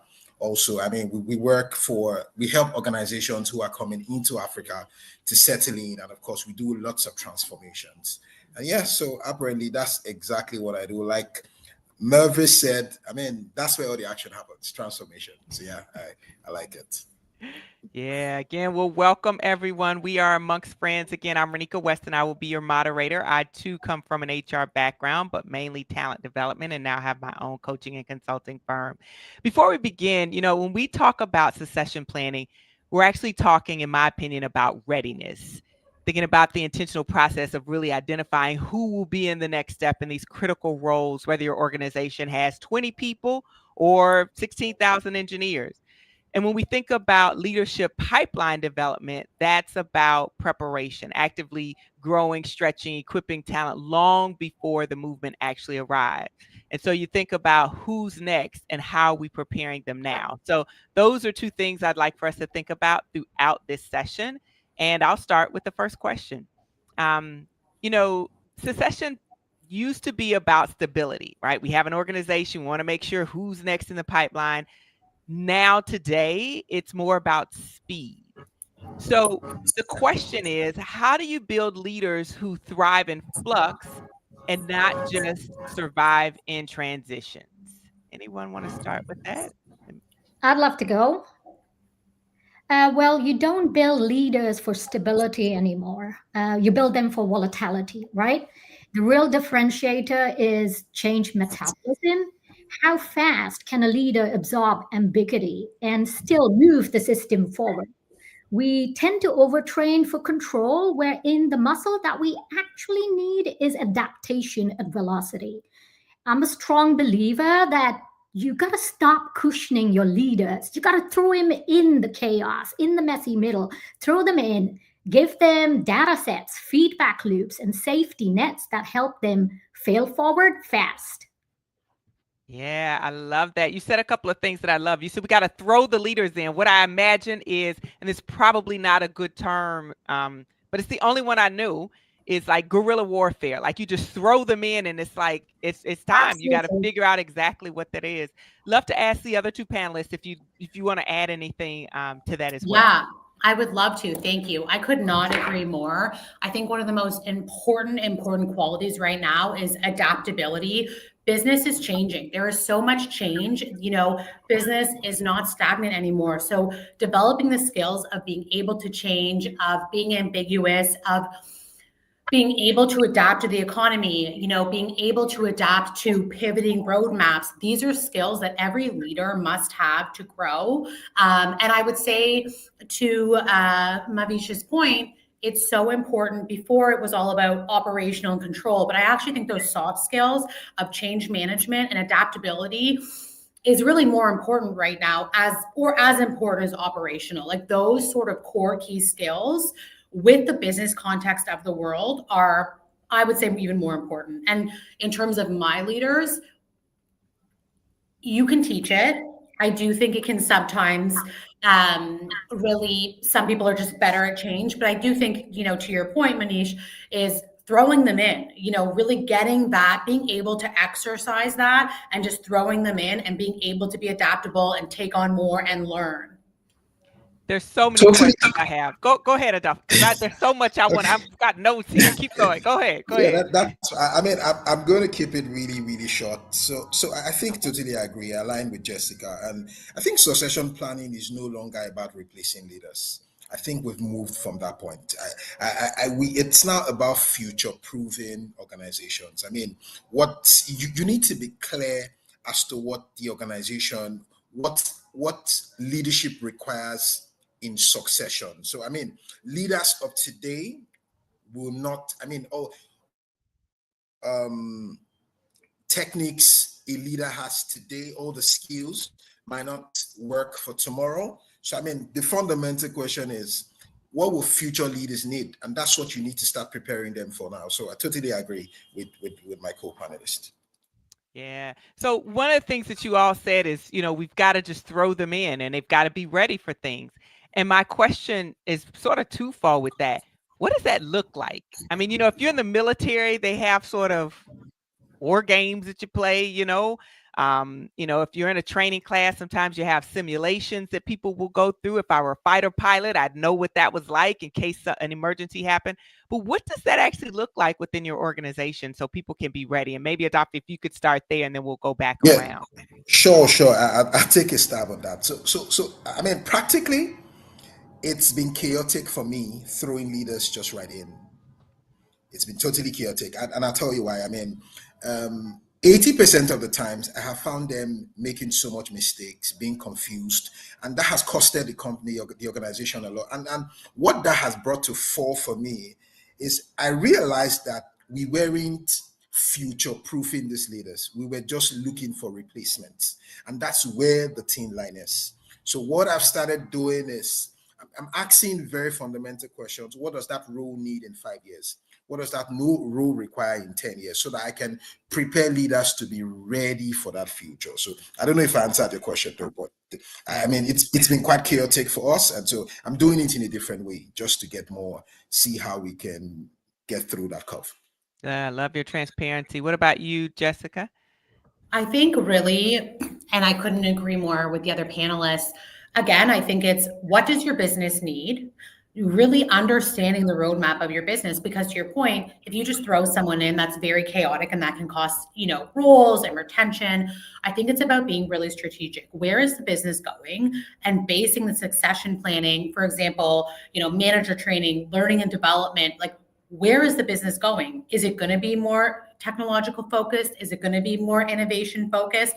So really understanding strategically, having a seat at the HR table, having a seat at the executive table, and basing your succession pipeline on that, and then building initiatives around that. So we just did manager training for high potentials. We just did manager training for people who are new managers of one person, but we think we're going to grow. And we focused it really on the areas that are growing in the business, because I sat with the leaders and said, what areas are growing? Where do we need our leaders to be better? And where are we going to need future leaders? Because it's not going to be across the business, right? And it can get chaotic. So let's be strategic. Let's take a step back. Let's have a plan and let's build out those pipelines and create those initiatives where the business is going. Yeah, I love that. Navish, anything to add? I do. I think it's really important to take a step back and look at who are we talking about today. We're talking about successors, right? And we've been spending a lot of time kind of training them on the field so that they become extremely successful when the time comes to take on these new roles, right? So it's really important to understand that these leaders they really crave to solve meaningful problems. So let's not create make-believe projects or assignments for them. wherein they feel like, holy smokes, I've got all of this gravitas, I've got all of this, I've got great competence to bring here and I can solve real problems, but I'm actually being confined or closed in a box with these make-believe projects and assignments. That literally has an impact on engagement and morale. So that's the reason why I state that you've been training them all this time along. So throw them in the field, give them a chance to succeed, right?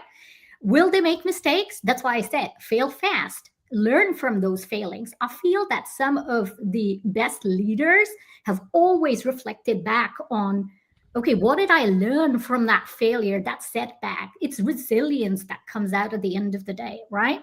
So for me, I believe in tough leadership, but providing them with clarity so that they have all of the tools and they have the safety net so that they can fail fast forward. Yeah, love that. Adolphe, one of the things you said, and I want to follow up with it, it was around, some of these things don't necessarily go well. So how do you measure whether your leadership pipeline is actually creating business value? Sorry, I lost you for a bit. Could you repeat the question again? How do you measure whether your leadership pipeline is actually creating business value?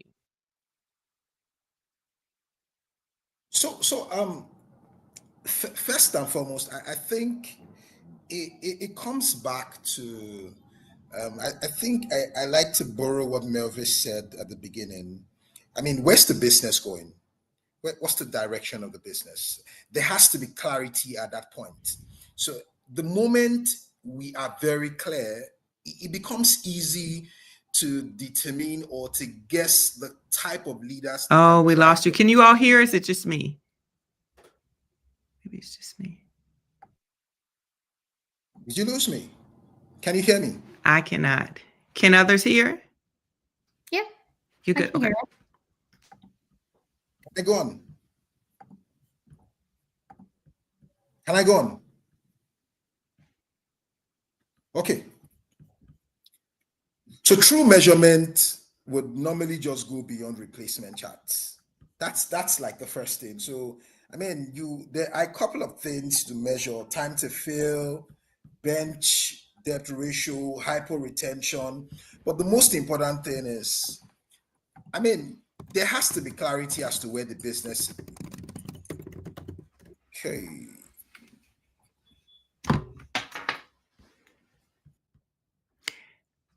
I'm not sure if you all can hear me, but I don't hear anything. So if you would just give me a head nod if you can hear me.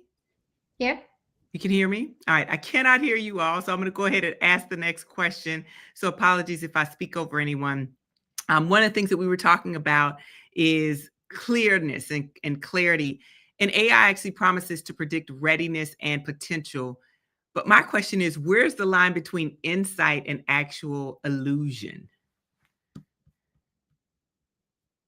That's a great question. I think really, obviously, AI is important, but it's not the entire picture. Like human capability, judgment, like critical core foundations of, a strong performer.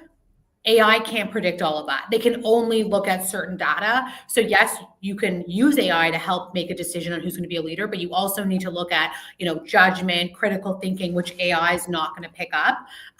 So I think it's about looking at the person and adding AI, but not using AI to make a full decision if someone is going to be a leader.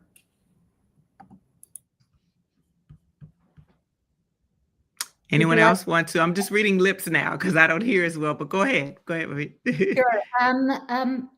My take on this is that AI can check out that bag of chips in your cart for you, book your vacation, snag you that Michelin table, but let's not kid ourselves here.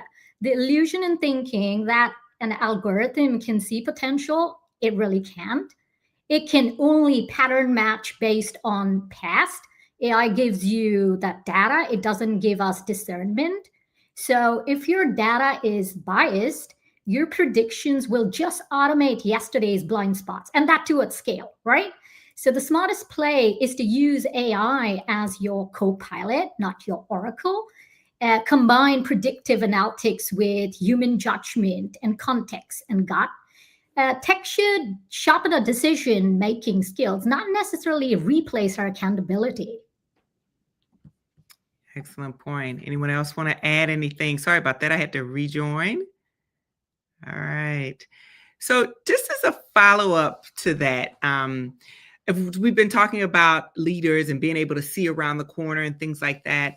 When you think about, and this may differ depending on your industry, what leadership skills matter most in the next 5 years?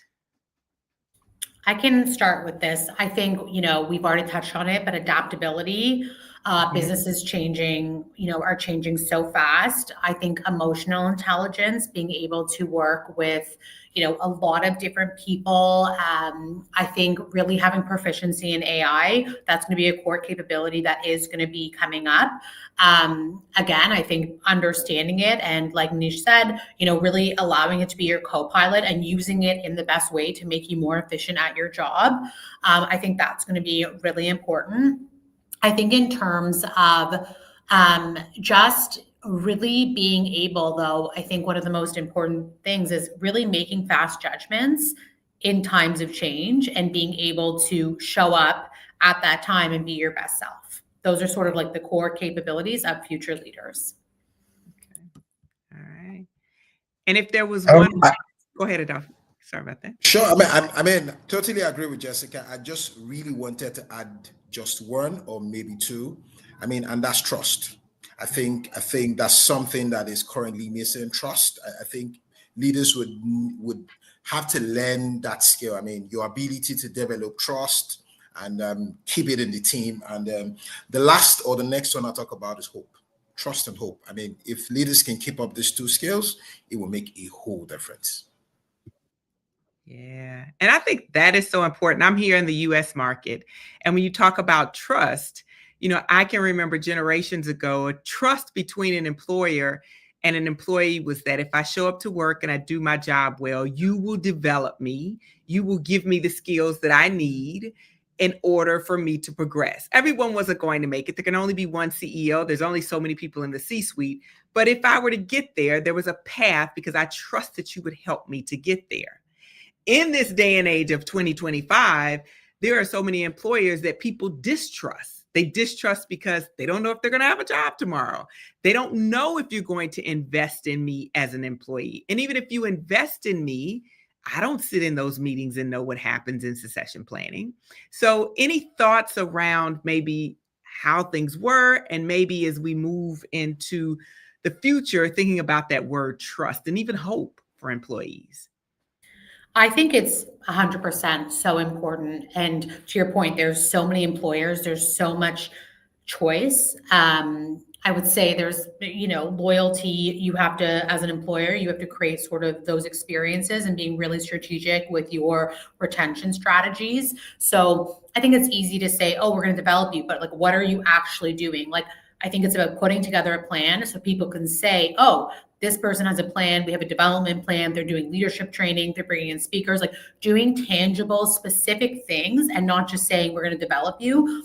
That is what builds trust. And that's what retains your top performers, especially when you want high performers who are going to be part of your succession plan. So I think really being strategic and taking initiatives every day from day one, we go above and beyond to really create that trust by creating initiatives, not just saying it, but doing it right away. And I think that is really the bread and butter. And we have amazing, amazing retention of high performers here because we don't just say it, we action it immediately from day one. And I think the employees see that and that builds trust and loyalty. Yeah, thank you. Bhavisha, anything to add to that? And the only point that I would add here is that it's really important that you look at it from an angle of how do you retain them, but retain them with purpose, right? To my earlier point, how do you give them problems worth solving for? How do you give them that visibility via stretch roles, access to power? For me, I feel that the new loyalty is built on momentum and it's built on meaning. Yeah, I love that. One of the words that you said is, and I don't know if it was intentional, but you said access to power. And I think I heard that correct. Say a little bit more about what that means specifically to you, or maybe as you think about talent management and specifically leadership pipeline development.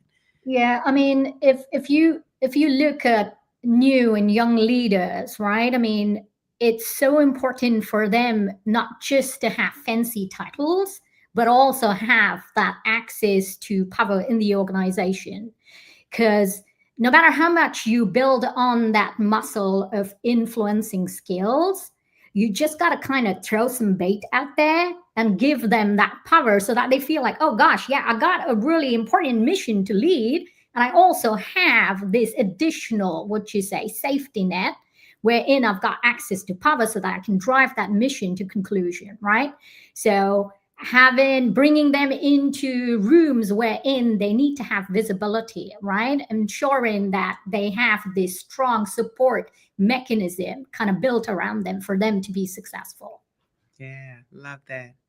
Adafe, this question is for you. You talked about all these engineers and the number of people you have. And I can remember when succession planning, the first glimpse that I got at it, because for each of us, it seems like that's just a thing. But there was a time when you sat in that meeting for the first time and you were like, oh, this is how this works.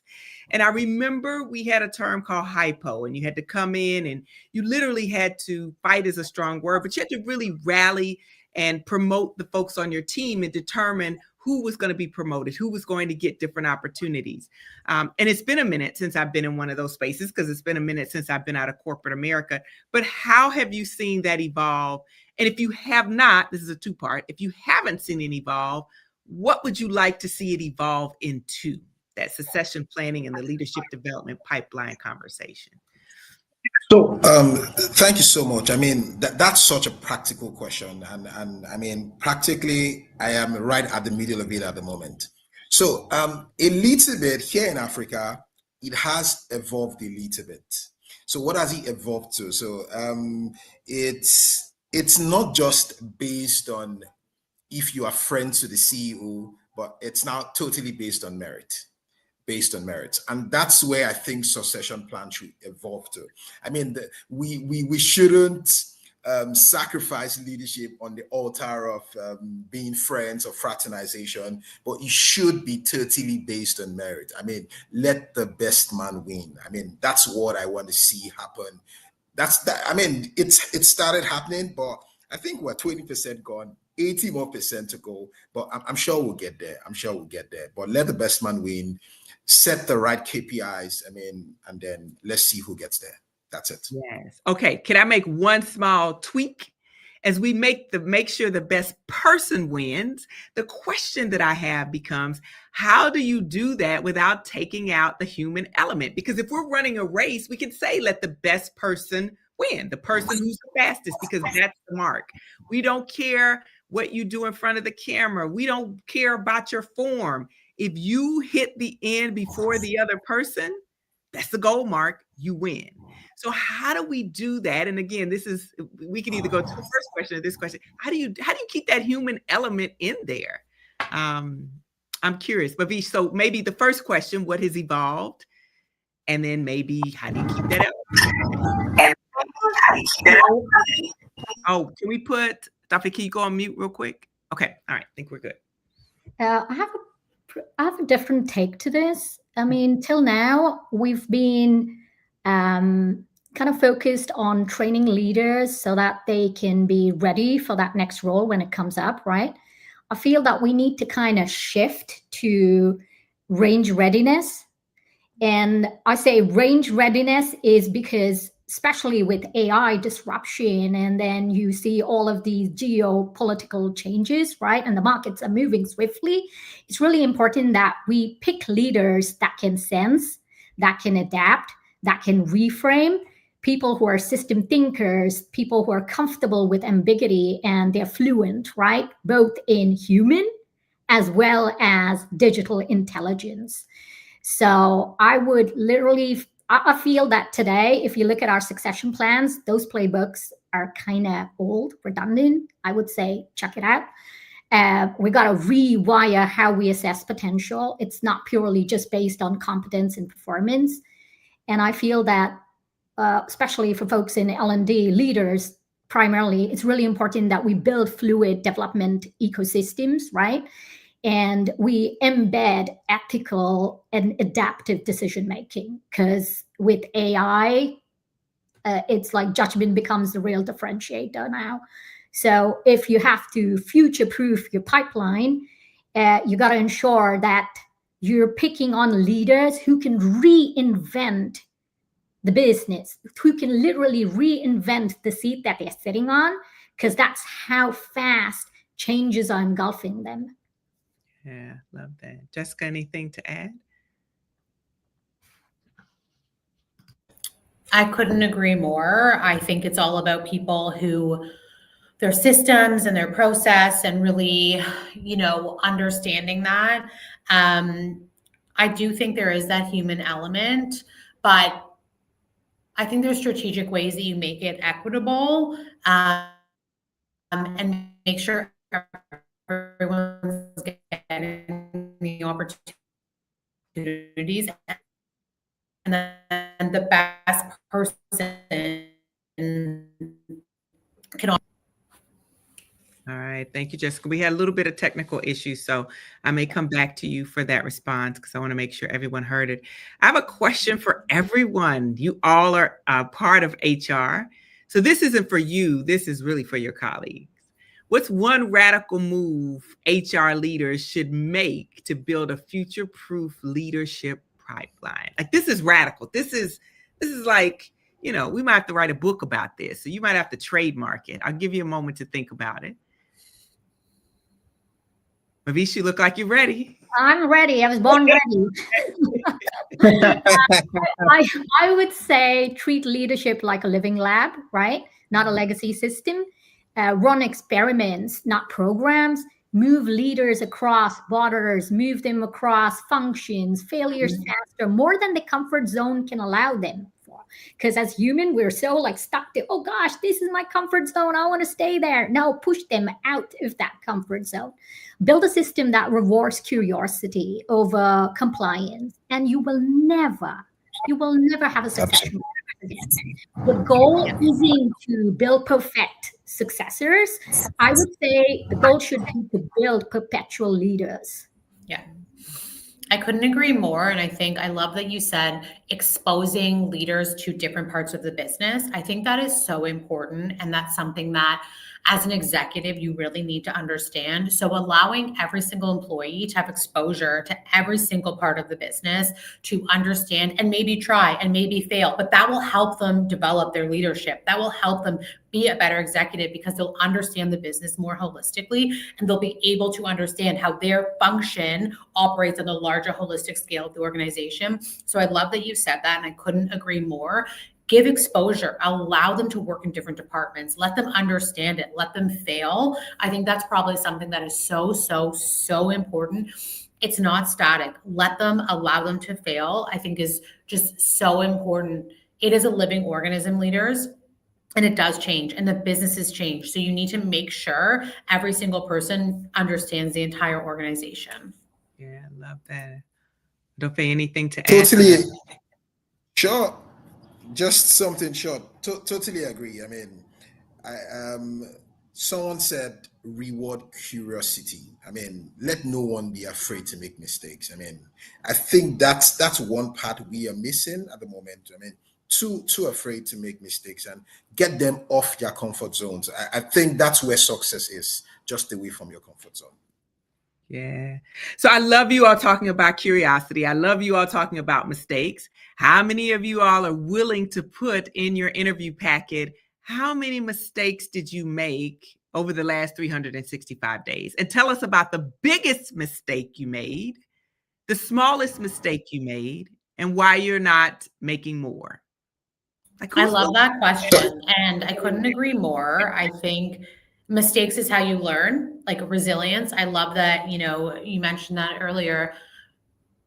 It is so important to make mistakes. It is so important. That's how you learn.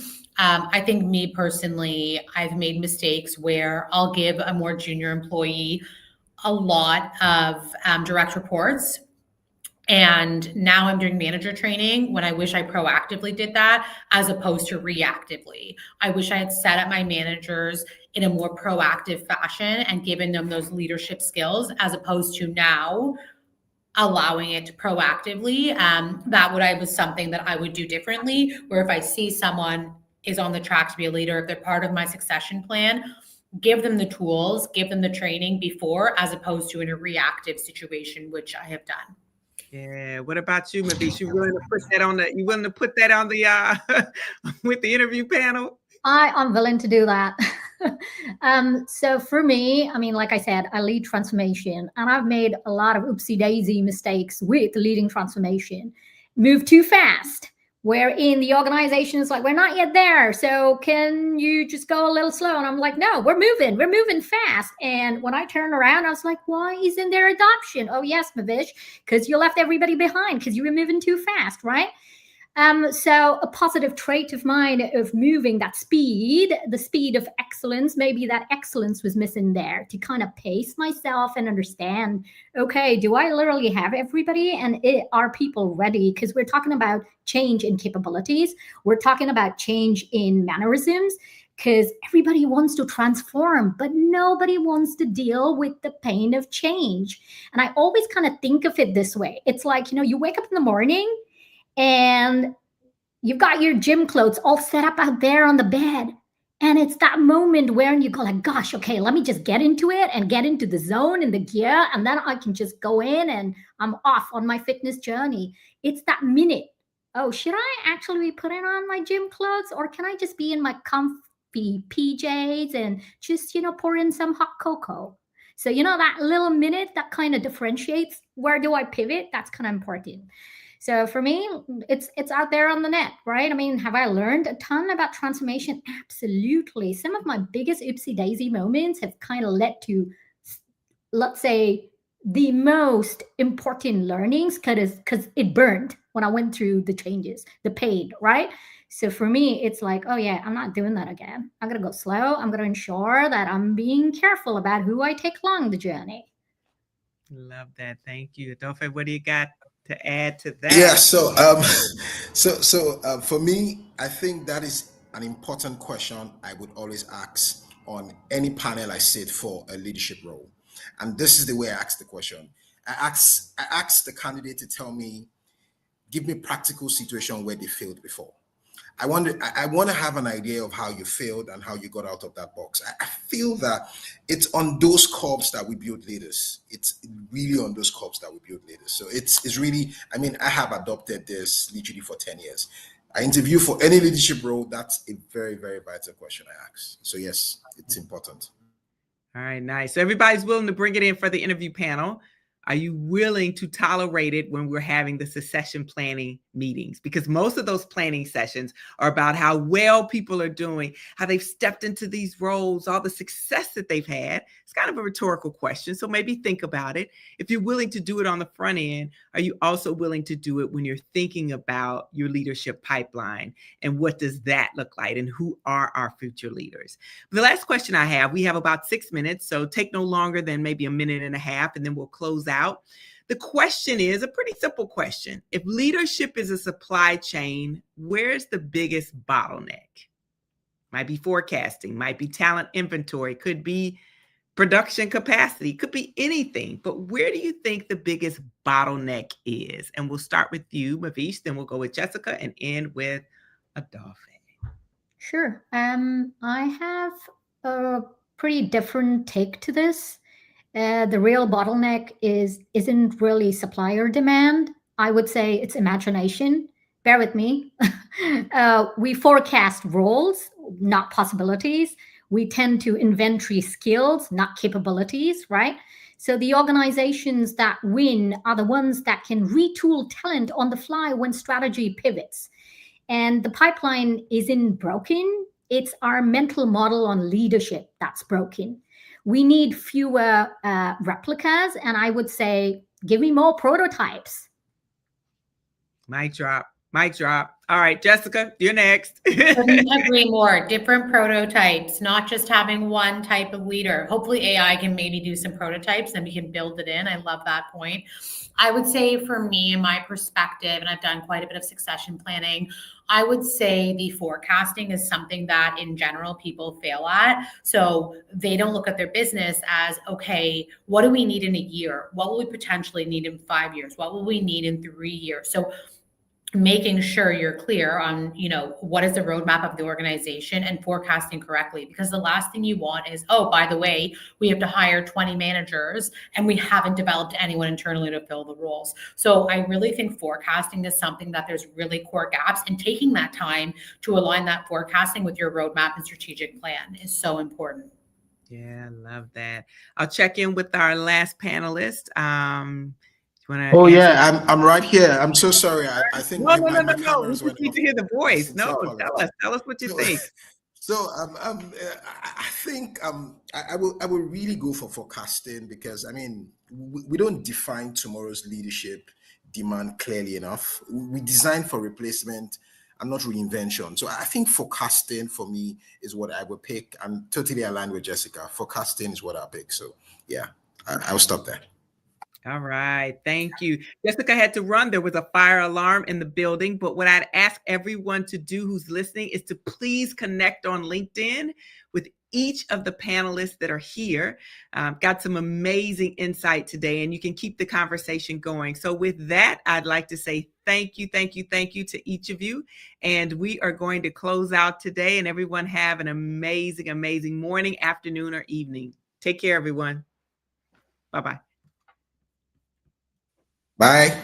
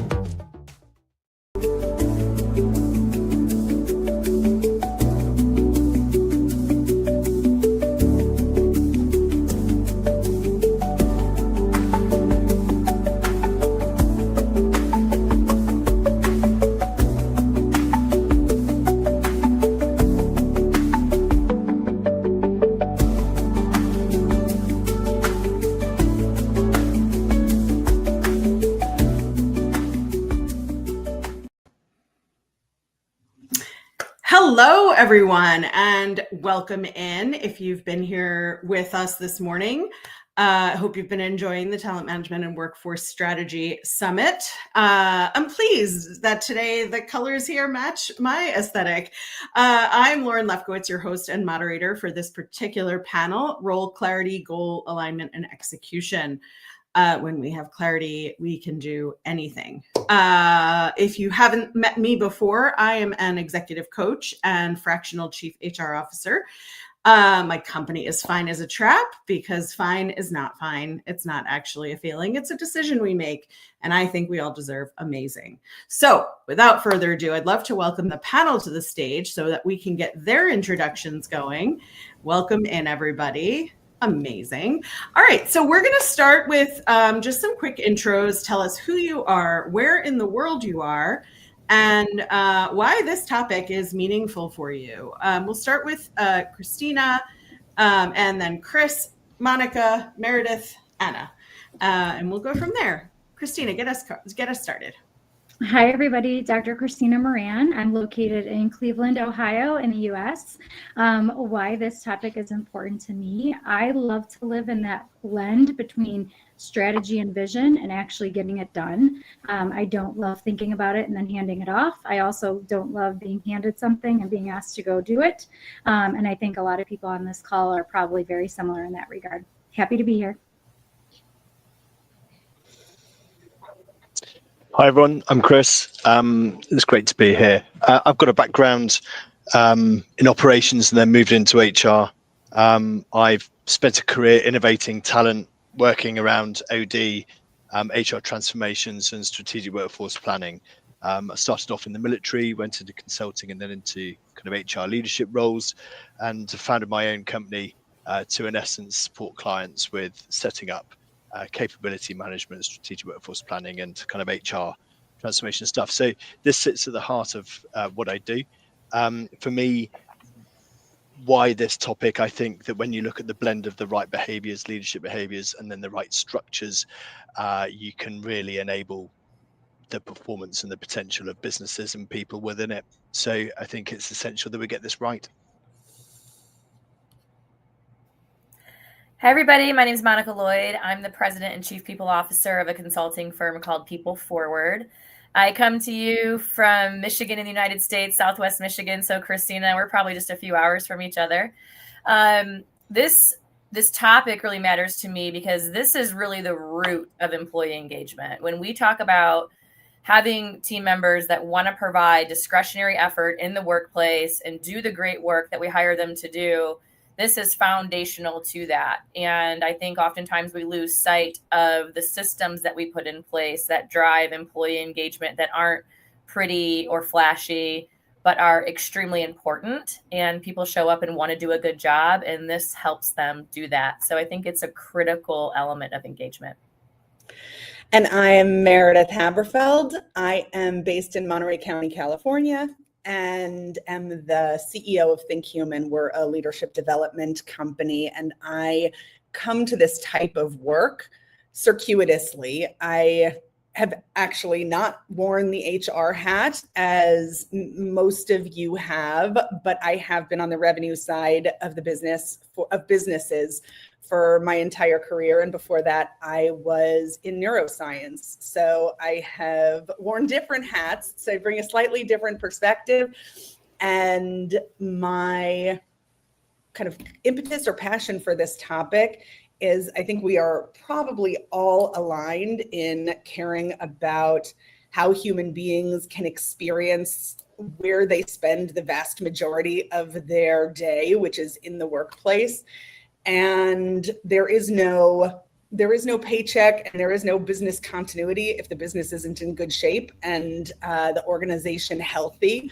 So being able to integrate into how we think about people strategy, driving the business so the organization is healthy is something I find super exciting. That's me. Hello, everyone. My name is Anna. My last name is Mama Lucky, which is two wonderful things together, Mama and Lucky. Okay. So I'm an organizational design and transformation leader based in the Silicon Valley. My work focuses, I'm also sitting at the board of an AI research company, which I'm proud of. My work focuses on helping organizations stay effective and adaptive, especially when strategy, technology, and people need to move in sync. Most of what I do is guiding leaders to turn strategic ambition into operational clarity so that teams can execute with speed, alignment, and purpose, even when priorities shift, which is happening a lot lately. Thank you so much, everyone. What a great panel we have today. I'm really excited for this conversation. So panelists, I'm going to ask our questions and we're just going to jump in. We may interrupt each other a little bit at the beginning, but we'll get used to it. But please jump in when you have a response. So our first question is sort of a what's wrong question. What are the pitfalls that you see in workforce planning and execution, in day-to-day department function, in individual role function? What are the pitfalls that you see so frequently that we might want to think about addressing? One thing I'll note is that I feel that sometimes leaders are indecisive. They're hesitant to plant a flag and say, this is the direction that I want to go in. I think we all can agree that things change rapidly. We know our plan is going to have to change, but that's not an excuse or a substitution for not creating at least a plan for the near term. Because without that plan, there can't be any clarity. There can't be any departmental or team planning. So we need to at least take that first step and be decisive enough to say, this is at least the general direction that we want to go, and we can work out the specific details or adapt them as we move. I'm going to jump on that bandwagon to say I was recently in an executive offsite with a CEO who used the expression, plan the year in pencil and the quarter in pen. And that one really stuck with me. Maybe y'all have heard that before, but I feel like we are at a moment where it's never been more true. Things require so much agility at this time, and every leader is having to operate in such a high degree of uncertainty. So people can either get paralyzed, wait for clarity, or say, here's the rough sketch of where we know we want to go. Let's do some contingency planning, but here's what we do know, and we can operate inside of that. If I may jump in, I would like to say, I mean, as organizational design, it's always good to plan workforce, not by planning workforce. It's always good to plan for the skills and competencies that you need. So it's not anymore really planning for the FTE.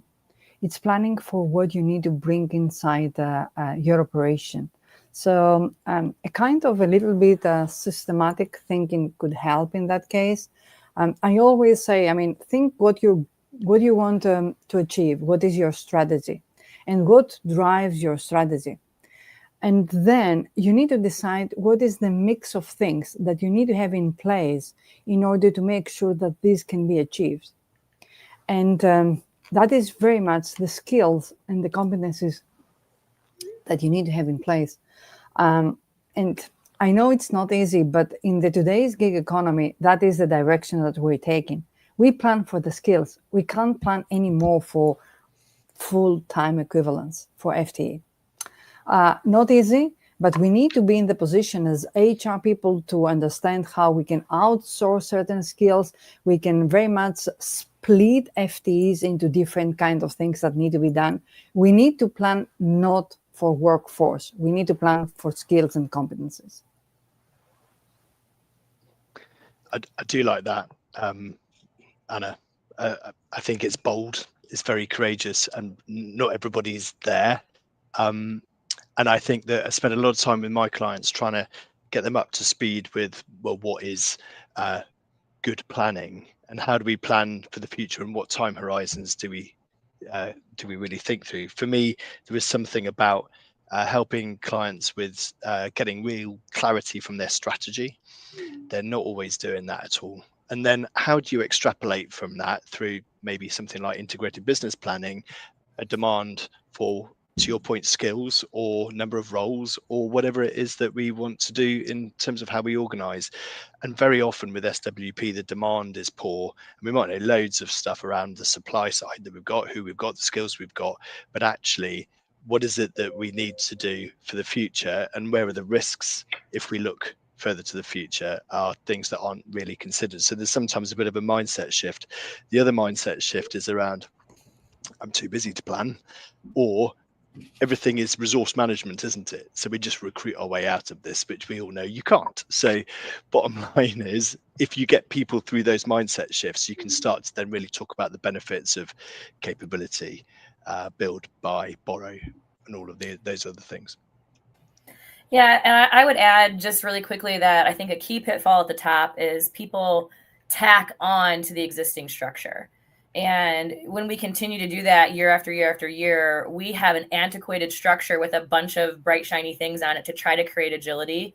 And we need a full redesign that allows us to remain relevant and agile in the changing business market, which is not going to change.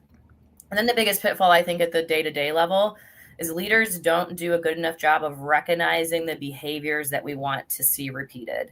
Recognition, I think, is a great way to tell the people more of this, less of that. And we often spend a ton of time saying, oh, this, you're not doing this to achieve your goal. You're not doing this to achieve your goal, but we don't spend enough time actually providing recognition for the repeatable behaviors that we want.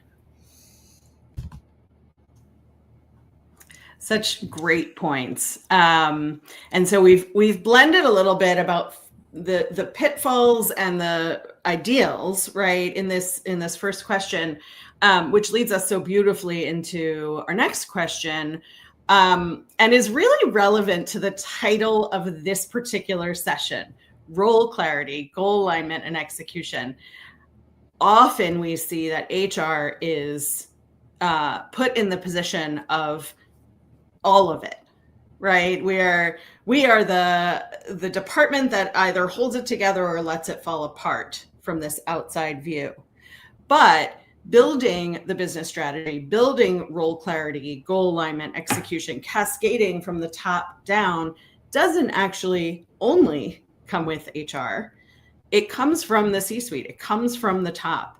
And so there's a facilitation piece, I think, with HR. There's an execution piece. There's for sure a strategic piece in the organizational development.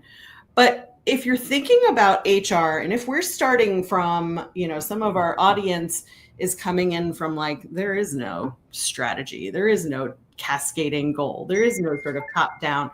Where does HR come in to help align those goals for individuals with team, with organizational objectives? And where are the boundaries where HR just is not in control? I'm going to jump in with the non-HR perspective first, if that's okay. So I think that there are systems and structures that y'all, I think, will share about that can amplify and support this. But I think there is a fundamental leadership behavior that is also central, and that is being able to say, we may not know everything. The C-suite may have succeeded or failed at giving us really clear OKRs, KPIs, and in most cases, most organizations we interact with don't have super clear cascaded, the organization is not equipped to say like, okay, we have everything we need to do amazing goal planning. But I think the leadership capability is being able to say, here's what we do know as the key objectives. And from there, we can create line of sight to say, we don't need to know more. I see way too many functional leaders like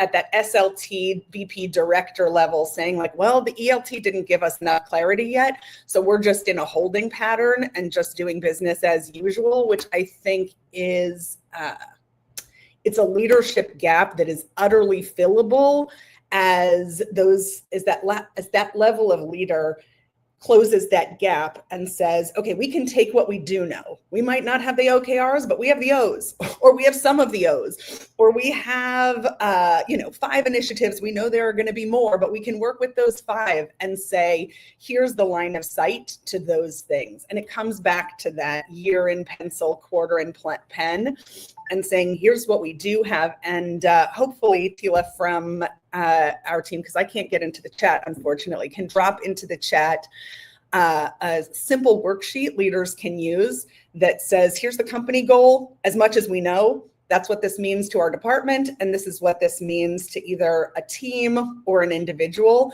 And even in the absence of really robust HR systems, be able to do that at the leadership level. I would like to build on that, if I might.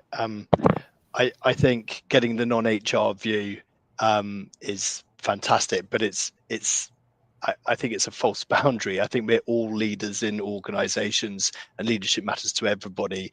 It's absolutely central. So thank you for bringing it up. I do think that it chimed with an experience from my military days where we had intent-based leadership, where it was all around clarity and purpose, and then followership and being empowered to work within that space. And for me, anchoring around purpose is really important to lock in the why we're here. We're all here together. And actually, if you get the right leader who says we're going in this direction, individual goals as part of that, or people are incentivized to align and follow. I think other things I would mention here with a more kind of HRE feel to it is I think there is something here around helping people understand that they're on a journey. So it's less about fixed, rigid things, but more around outcomes. And if you can align kind of organizational outcomes with kind of career development and progression, you can intrinsically link those two things together, which I think builds the intrinsic reward side of this, which is why people will become more engaged, why they will stay, and so on. And I think getting those things right, is what, and that's the alignment bit, drives the performance in organizations. I would like very much, I like the direction that this discussion is taking. And to this question that how can HR help align individual goals with team, department, and organizational objectives, I would like very much to inspire our audience to think, our HR audience, to think much less as an HR person and much more as a designer, much more as the one that is called to design how things are being done, how the organization is operating.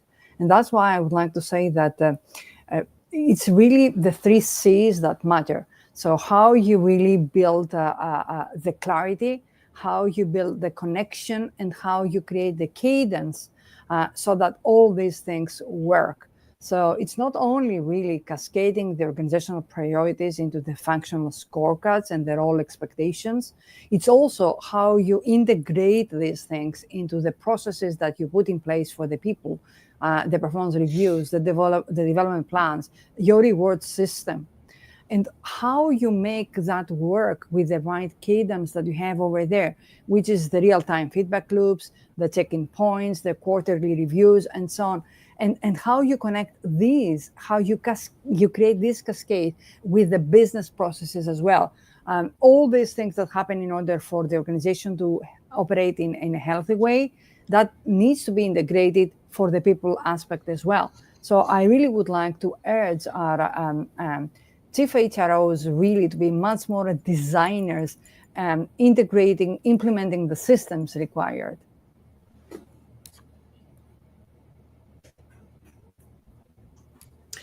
When we think about our influence as HR professionals, and Meredith and Anna and Chris, I think all of us actually have like the broader perspective, right, from the OD side of things.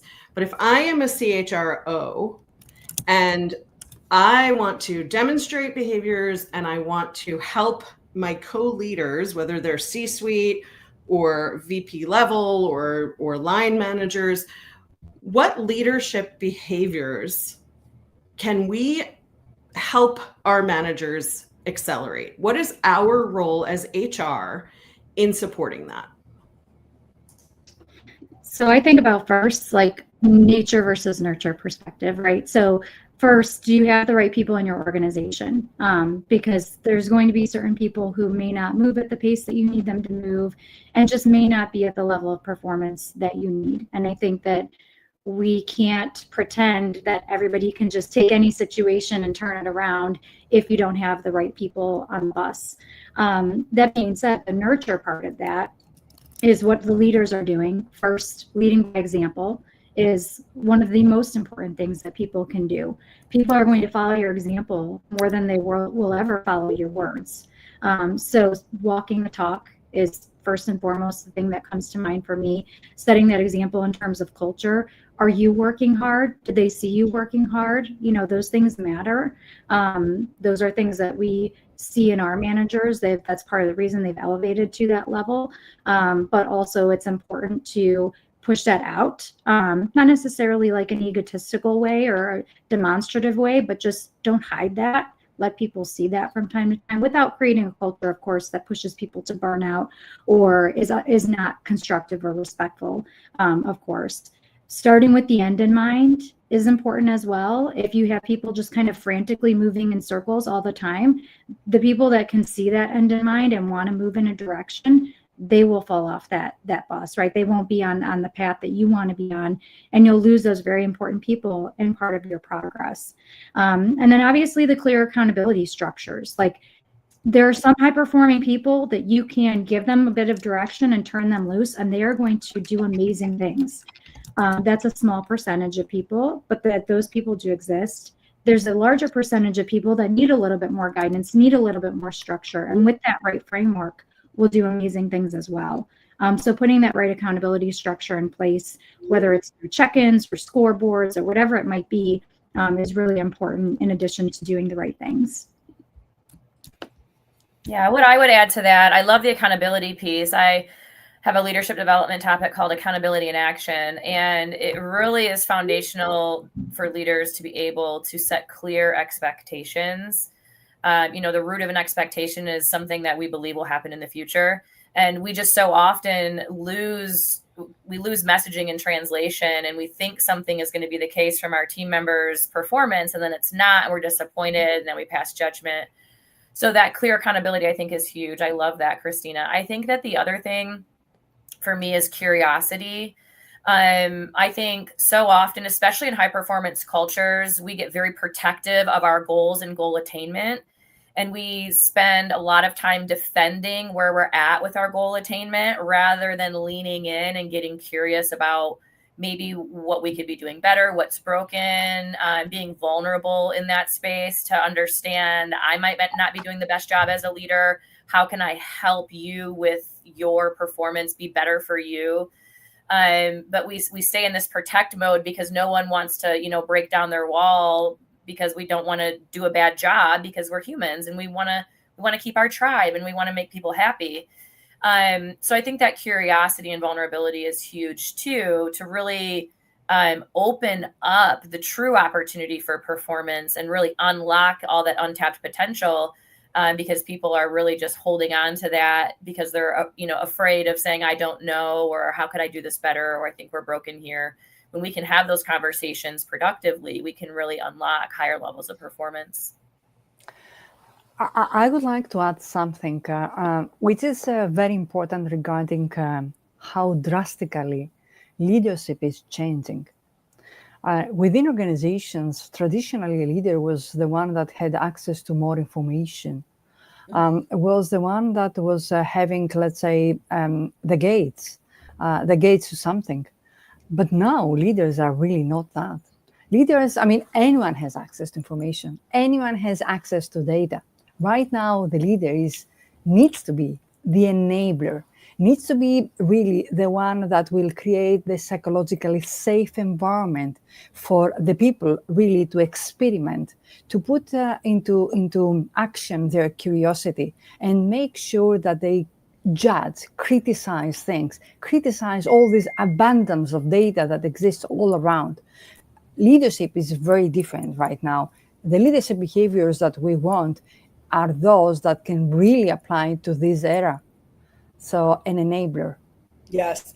To tie together a few of the things that I've heard, this concept, Anna, of the enabler, I think leverages all these different pieces that came up. It's like if you don't have the clarity of goals and purpose, people can't make good decisions. If they are not empowered, if people are not empowered to experiment and get curious, then they're frozen and waiting for some octopus manager who's touching all the things to unlock gates and make decisions. And I think as an enabler, one of the skills that leaders need to possess and embed in their teams is equipping teams to independently navigate trade-offs. Because if every time a trade-off decision comes up, people have to serve it back up. An IC has to serve it to their manager. The manager has to serve it to the, function, and the function sometimes has to serve it back up to the ELT. We're not sure. Priority X is coming in from left field. Which thing are we supposed to prioritize? How do we do this all? And as much as we set clear goals at the beginning of the year, there's a million competing priorities that happen all the time. So equipping teams to navigate trade-offs, and what does that look like in real time? It looks like people having the clarity and then being able to say, this is what I believe to be most important based on our goals. And this new thing that's coming in sideways, we can do that if, and then fill in the blank. If we have more resources, if we deprioritize something else, if we change timelines. And so leaders equipping their teams to do that and giving them the decision autonomy and authority and clarity about where they can make those decisions. And that is, I think, for most organizations, a skill that is not taught to leaders and a gap in leadership development in most organizations. Oh, and I forgot to say, there's a resource that Teal will drop into the chat about that, if anybody's interested. Amazing. I always like to get a little bit specific at some point in our conversation, because we all tend to talk sort of high level and we get a lot of nods. And we've gotten some amazing comments. So if you are in our audience or watching the replay on LinkedIn, amazing conversation is happening. And an actual perfect lead in to our next question from Ali Durham. Old clarity, what are my deliverables, right? Like, what is the doing of the doing? New clarity, what is my intended impact on the people and systems around me? Which is a question that comes from curiosity. So we've touched on what feels broken, what goes wrong. We've touched on accountability being a really important piece of this. And we've started to touch on curiosity. So let's get really specific. If we are coming from the HR perspective or the internal OD perspective, or we're working with an external OD person or company, what kinds of questions can we ask our leaders from the HR and OD perspective that can empower them to also get curious, make decisions from that curiosity, and help move the organization forward? Yeah, I love the question, where do you spend most of your time during your day? I think that, confidence is the currency of productivity. And so people spend their time where they're confident. And so even with that question, you can start to understand where leaders lack confidence and skill, because they'll say things like, oh, in my email and in the meetings and summarizing this and managing this and all the things that AI is going to take over. And so when we actually start saying, where do you spend your time? And then what prevents you from doing more of this or doing more of that? And how can I help you do better in those spaces? And how would you rate yourself in this area? And what would it take to get you 2 points higher in that area? But really just getting super curious about the human that is sitting in the leadership role. Because there are things that they're up against that are holding them back, that they have mental blocks, they have insecurities, they have imposter syndrome, they have lack of skill, they don't want to show their quote unquote weaknesses. But that's all the stuff where they need a supportive partner in HR, safe space, to be able to lay some of that out, process through some of that, and help build a very actionable plan for how we're going to move our skill set forward in this area. So I love that question of, where do you spend most of your time? What prevents you from spending your time here? What's your confidence level in this area? The things that's important to us. What would it take to get you 2 points higher? Just to get in that space of understanding the human that's in that role. I think the business leader would quite often, or certainly those I speak to, would come straight back at me and go, well, what do you think? And so I would like to kind of flip this a bit and say, these are the questions that I need to be asking myself so that I can walk in the door with insight, business relevant insight. As an HR, people analytics, SWP person, I'm there saying, there's an opportunity here. We could consider this. The risk of this is that. And you're thinking absolutely like the business leader. So some of the questions that I would be asking myself are around, am I aware of the talent potential of these skills over here when we're trying to do this? Previous organization I was working for, we needed to build a workforce in a new country in very specific skills that hadn't got a sector where those skills existed. And so we had to really imagine and really rethink it. Another example is we needed to have a think about, actually, we need some, welders. And there was a steel plant closing down, and we thought they're used to working with hot metal. Let's reskill them and train them en masse, and we can actually see the benefit of that. And the training dividend would be this, and the cost benefit or savings would be significant. Are we aware of the monetary value of thinking outside the box here? And so that kind of helps with some of these opportunities. I think also there's something around changing stereotypes. In businesses, we are very often looking at people by job title. Yeah. And it's the side hustles, it's the additional things that people do that make organizations more interesting and much more kind of agile from a talent perspective, where you can get the right people in the right jobs, maybe, but certainly doing the right things with the right skills at the right time for much less cost. I would add. Sorry, go ahead, Anna. I just like what I've heard from Chris and this side job and the implementation of wonderful skills that are out there within the organization already. And a lot of times organizations really ignore them and go out to hire another person that has exactly these skills that are implemented at the same task of this person. And that is a disgrace a lot of times that happens within organizations. And that's why I insist very much that we need to hire skills, not people. We need to hire really the competencies that we want, not people. Because in such a way, we do a lot of research within our own organizations to understand what is the thesaurus of skills and competencies that we already have before we go out and find other people to do things that we already have in place.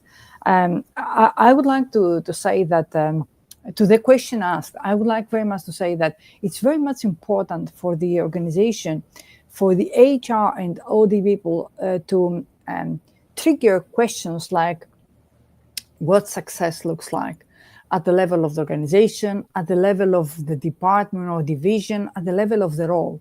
Because when someone can really envision what success looks like and be in the position to set up some kind of key performance indicators, some success factors to understand what can really turn on that success, then we can be in the position to understand, and that is the other question that I like very much, just like that, to put on what are the assumptions that are put in place that lead us to one direction or another direction. I mean, a great question that I ask is, what are the assumptions that you make in order to reach to that picture that you're making over there? Because when you locate the assumptions, then you are in the position to discuss how this assumption can be true, not true, or affected by other factors. Yeah. I love that, Anna. So I had a similar thought on the making decisions piece, which is, I think making decisions, sometimes people get in their own perfectionistic kind of mindset, right? So the question would be something related to helping them understand that in some cases, done is better than perfect, right? So the question that I like to ask, similar and probably kind of a sister question to the assumptions that you're making, is what information is missing that if known, the answer would be self-evident, because that tells you who you need to pull in, what information you need to mine for, et cetera. And then on the curiosity piece, I think that one way to foster curiosity is to reinforce the perception that mistakes are lessons. They're not failures, they're lessons, right? And so I like to have leaders at any opportunity they can share what lessons they've learned the hard way, because their faces, like, they instantly comes to mind, all the stories come back. And to share that with less experienced professionals or people who are a little uncertain, it makes them more human and helps them realize that everybody makes mistakes. But again, they're lessons, and they've amplified the return of that lesson, that mistake, in exponential growth, because they've seen how they can apply that to their next decision. Double click on the assumptions. My favorite question is, what are the blockers that you're facing, and what actions could you take that you haven't felt empowered or you've held yourself back from taking that you can influence about those blockers? Because I think we all can kind of get in a narrative of, all the things that are out of our control. And when we ask, what are the things that we haven't done because we haven't felt empowered to, all of a sudden there's a whole new set of things that we can move toward.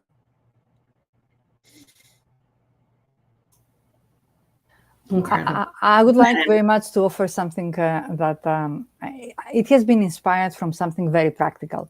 So I have worked extensively with organizations that safety matters a lot. So before every meeting, what takes place is really a safety section that informs everyone about what are the safety precautions, things that they need to take into consideration, and so on.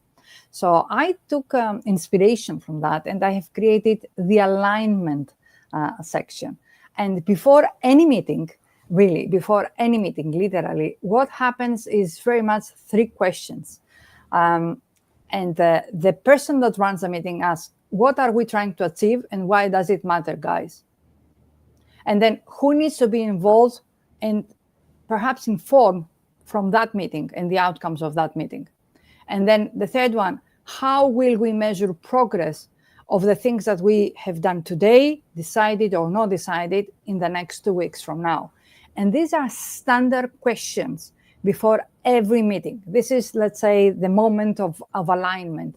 And that was something that has been introduced along with safety. And it helps us really save a lot of wasted time within meetings, but as well as, most importantly, to align people on the purpose of, because every meeting is very much a realization of our operation, something that tries really to put things in practice. So I just wanted to say that. Thank you so much. Our last question, and unfortunately we won't get to all of us because we only have 2 minutes left. But if you have a story about like one action you've taken with a team where we all know this feeling, eyes light up, we have these aha moments. What have you done? What action have you taken where you've seen that impact of the mindset shift from diving right into doing the doing to that asking questions, planning and cascading, driving momentum? Yeah, it has to do with what gets measured gets done, right? So when you set up your next level leaders, so the leaders who lead the leaders, when you set them up with the right questions to ask the leaders in their one-on-one, that's where you start to see progress. Because if I'm the leader of a leader and I'm only asking about projects and metrics and then that's what I'm saying is the most important thing about your role. But when I start asking you about how are you planning for your team, how are you overcoming obstacles, tell me how you're thinking about what your team's going to need in the next 6 to 8 months, how are you designing to fill those gaps? When I start asking those questions of my leaders, I start requiring a thought process that they haven't had before, and I'm showing them that it matters because I'm checking in on it rather than just always checking in on the numbers. I think for me, getting people to read Daniel Kahneman's book, Thinking Fast and Slow. If they just put in micro pauses and reflective practice, that's something that really helps better decision making. And I've seen that also if you operationalize foresight and do scenarios and show people what if, it creates much better, more bold planning. That's it for me. Such an incredible panel. Thank you so much for your time, your insights. We've had over 200 people watching us today and learning from us, learning from each other. If you've been watching, please connect with each other. Those who are in the chat are active community members. We are all active community members, and it's so great to build community in HR. It can be so isolating. Our next panel coming up is what new CHROs need to know before 2026. Thank you again, panel. You've been so dynamic and so interesting. I could talk to you all day. Have a great one, everyone. Thank you. Bye-bye.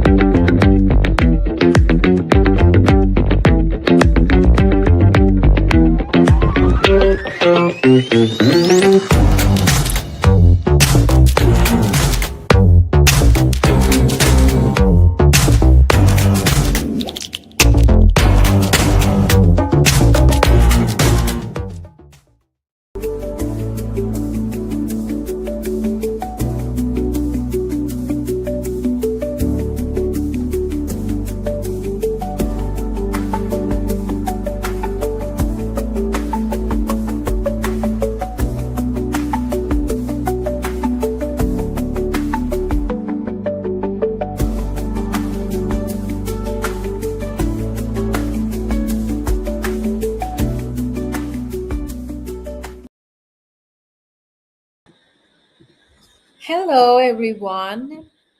Welcome back, and thank you for sticking with us through this incredible day one. I'm Sneha Yadamari, your moderator. I'm the Chief Event Strategist here at Hacking HR. We are closing today's summit with a panel that speaks directly to the future of HR leadership. Whether you're already a CHRO or on your path to becoming one, this session is for you. The role of the CHRO is changing faster than ever, if you agree with me. New expectations, new technologies, and new ways of working, and frankly, a lot more responsibility. So, today we're asking, what should new CHROs know before they step into 2026? So, let's meet our phenomenal panelists for today for this amazing panel. And there is a twist. So I'd love for each of you to introduce yourselves with a question. So this is the question that I would love for each of you to answer, an interesting one. Tell us who you are, what you do, and one thing you wish someone had told you before stepping into a senior HR or CHRO role, whether it was a mindset shift or a blind spot or just something you had to learn that hard way that you would want to give a heads up to our audience. We would love to hear it from you. And yes, anyone can go first, or if you'd wanted to, let me start with someone, I can, or I will just mute myself and wait for the interesting answers. I'll jump in. Hi, I'm Tracy Spanenberg. I'm a former Chief People Officer. I led HR for 25 years and started my own business as a fractional Chief People Officer a couple of years ago. And I'm based in Concord, New Hampshire. And the thing that I wish someone had told me, and something that I advise people all the time now, is that the more you ascend in your career, and especially when you get to a CPO or CHRO level, the less it looks like day-to-day HR, and the more it looks like you're an executive running the business. And that was a shift I was prepared for at a certain point, but that's something that I don't know that everybody is prepared for, especially in small and mid-sized companies. Thank you, Tracy. Thank you so much for that. And maybe Lynn, I have you next on the screen. Yep, I'll go next. Hi, everyone. Lynn Hubert, CHRO for Unimed Maritime Solutions. I'm based in Orlando, Florida, but our organization has facilities and offices all over the world, such as Australia, Denmark, India, Singapore, UK, Rotterdam. I'm trying to remember all of them. Yep, that's all of them. I would say the one thing lesson is that your data needs to be able to tell a story, right? So be a storyteller in what you're trying to communicate, right? In order to convince leadership, right? Top up and top down. So then that way you're able to articulate the message effectively. Amazing. Thank you so much. Welcome to the panel. And Alex. Yes. Hi, I'm Alex Seiler. I'm My background is as a chief people officer and a startup advisor.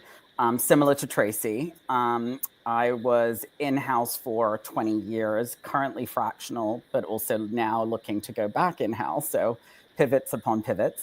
I'd say for me, the one that sticks out is you don't need to know every facet of HR to move into a chief people officer role.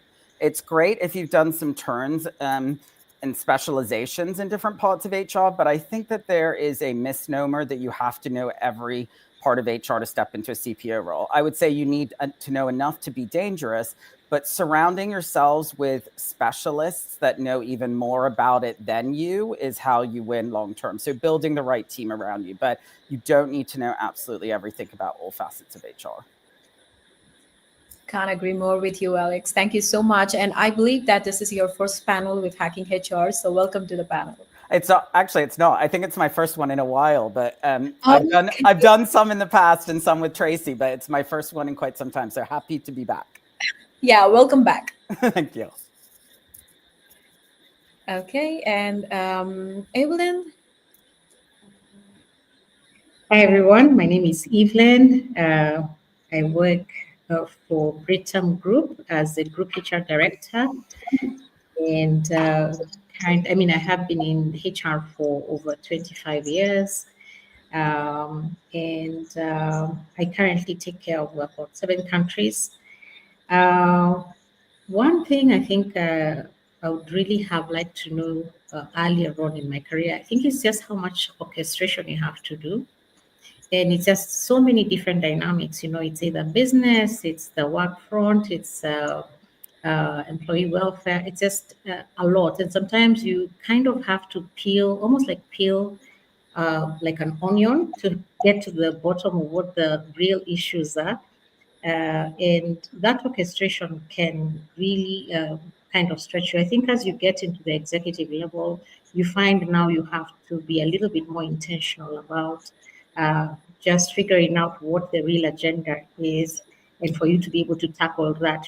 So the orchestration even gets a lot more complex, but it's, I must say, it's still a fun thing to be able to do at this point. I don't know how I would have done it earlier on in my career, but that's one of the things I wanted to share. Thank you, Evelyn. That was amazing. Thank you. And we've got Sajal. Hello, everyone. I am the CHRO for Alley Theater in Houston, Texas. People always ask me, what do you do for a theater? HR is HR, right? That's what we do. I think the biggest takeaway, which I never thought about, was I'm a social worker, and then I came into HR. And it's people don't realize that basically you just your HR, first of all, people hold you to a much higher standard than anyone else in the organization, because you're essentially telling people you can do this, you can do that, right? So they hold you to a much higher standard. I feel also people just are afraid of HR. I mean, you can be the nicest person on planet Earth, but they're not gonna like you. I think I did not realize that when going into HR. So that's I think that would be my 2 cents. Thank you, Sajal. That was amazing introductions. So as we are short at time, which would be like a 40 minutes of a window for the panel, so I would love to run a couple of personalized questions that reflects with your work and experience that you have gained along the way. But if there is anything the other co-panelists would want to add on, or you feel something interesting from the previous point, or if you wanted to piggyback on, you are all welcome to catch up on to that one. And I would start with Tracy. The trend towards fractional and consulting CHRO roles is on the rise. So what do you think this says about how the CHRO role itself is evolving, especially for the growing companies? Yeah, I think the CHRO role is completely different than it was even a year or two ago, and I think it will be completely different in another year. And I remember talking about this at an event a couple of years ago, and I was in a room full of either CHROs or, potential future CHROs, and talked about, break down your role. When we look at the CHRO role, there are it varies depending on the size of the company, the industry, whatever. But I'm going to say two broad paths, right? Like mine, where I came up through HR, and the one that Alex mentioned, the path where you're a business leader and then you're moving into HR, right? And so I see less availability for CHROs for people like me who grew up in HR, and more availability for people coming from the business path, because HR is not a support function, it's a business function. And what we do drives the business forward through our people. And so when I was talking to that room full of CHROs and potential CHROs, I said, break down what you do every day. How much of that is strategic work? Is it 40, 50 hours a week? It's not. Is it 10 hours a week? Maybe. 20 hours a week? Maybe. If you take out the day-to-day that we all get stuck in, I certainly did when I was a CHRO, you take out that day-to-day, and what are you left with? And what I'm seeing, I know a lot of many recently who've been laid off and removed from their roles, and I don't know how they're going to be replaced, but I see a huge trend toward fractional. I talked to a business with about 100 people not too long ago. They have no HR. He's like, I can the day-to-day stuff. I can do that. I can have somebody do that. But he's like, what I can't do is the strategic work. And so you see either maybe startups and small companies getting in an advisor, and that's kind of like what Alex and I are close friends, so that's what we do. Or you see them bringing in 10, 20 hours a week of fractional HR, somebody who can hit the ground running, drop in, assess the situation, has a ton of experience, and doesn't get mired in the day-to-day, the gossip, the politics of the office. They just get stuff done. And so I don't think that's changing anytime soon. That's such an important point. Love that. Thank you for sharing. And does anyone have anything to add on to that, or could we jump on to the next one? Okay, so my next one would be for Lynn. What will employee experience look like in 2026, and how can CHROs design it for today?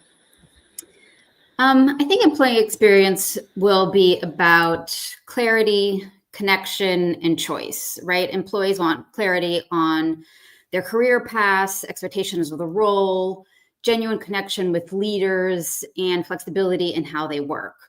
I think that in order to do that, we need to look at ecosystems and design ecosystems, not like programs, not just programs.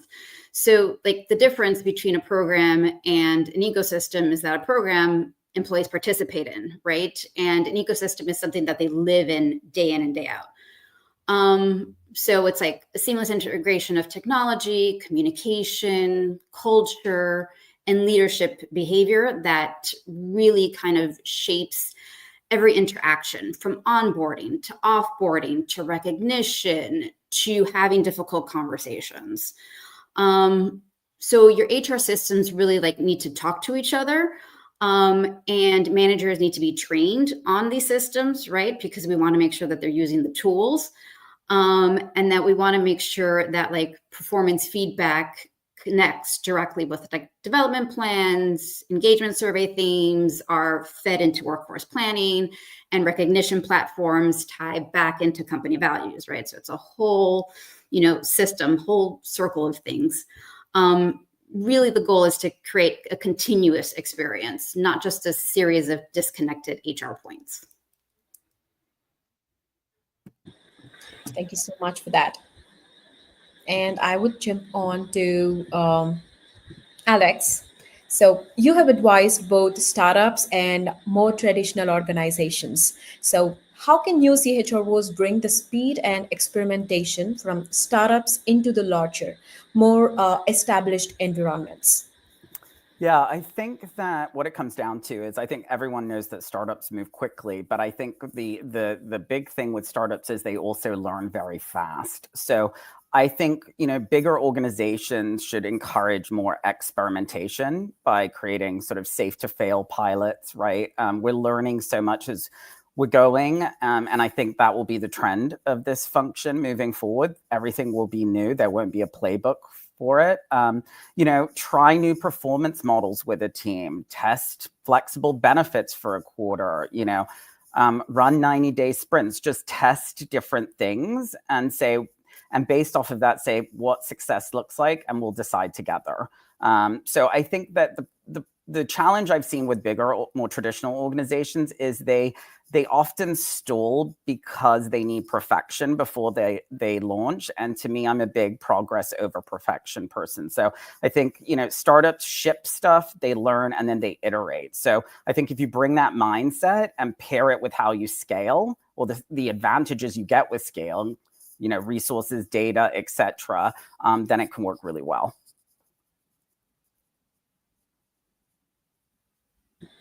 Thank you so much. And I would ask Sajal, with your strong focus on the culture, what's the CHRO's role in rebuilding trust and belonging when an organization is in flux, like during a transformation or reconstructing? I think the biggest challenge is that during transformation, or it's the uncertainty that comes with transformation. If it's leadership change, if mergers, whatever the situation is, it's the uncertainty. I think the role of HR in that is, you have to have trust, you have to be transparent, and lead with empathy and consistency. I think that's what, and I would say, make sure that you are hearing all the diverse voices. You're hearing everybody. There's inclusion, and you're hearing all the diverse voices when you're redesigning something. So I think that is, and also the other thing is, there should be psychological safety in the culture, because if people don't feel psychologically safe, they will not bring their authentic selves to work. Awesome, thank you. And Evelyn, how can CHROs in global or emerging markets adopt global HR strategies while staying connected to the local realities or needs?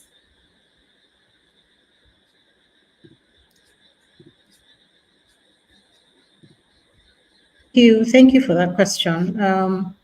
One of the things that we are experiencing, especially in emerging markets, is that you'll find a lot of the practices that are already coming up on the global stage almost always immediately affect you one way or another. So, for example, we are starting to see things like like startups. There are a number of startups in Africa. One of the things that you'll see is that even what Alex talked to is very clearly happening in our market. How quickly people are repackaging so that you can have faster go-to-market strategies, quicker turnaround in terms of having digital agile tribes instead of the traditional hierarchical structures. So really getting, and also getting a different demographic into the organization. For example, you start looking at gig workers, you start looking at really incubating people who have very good ideas and trying to make sure that you can actually immerse your employees in that environment. So that's really helping, because that's part of the things that are coming on the global stage, and we find that they immediately affect our business. The other piece that you'll see is the kind of mindset you want to have, and especially if you embed certain practices as part of your culture, you will find that if you adopt a mindset that it's continuous improvement, or just something that you said that was quite interesting, Alex, where you said it's safe to fail or something like that.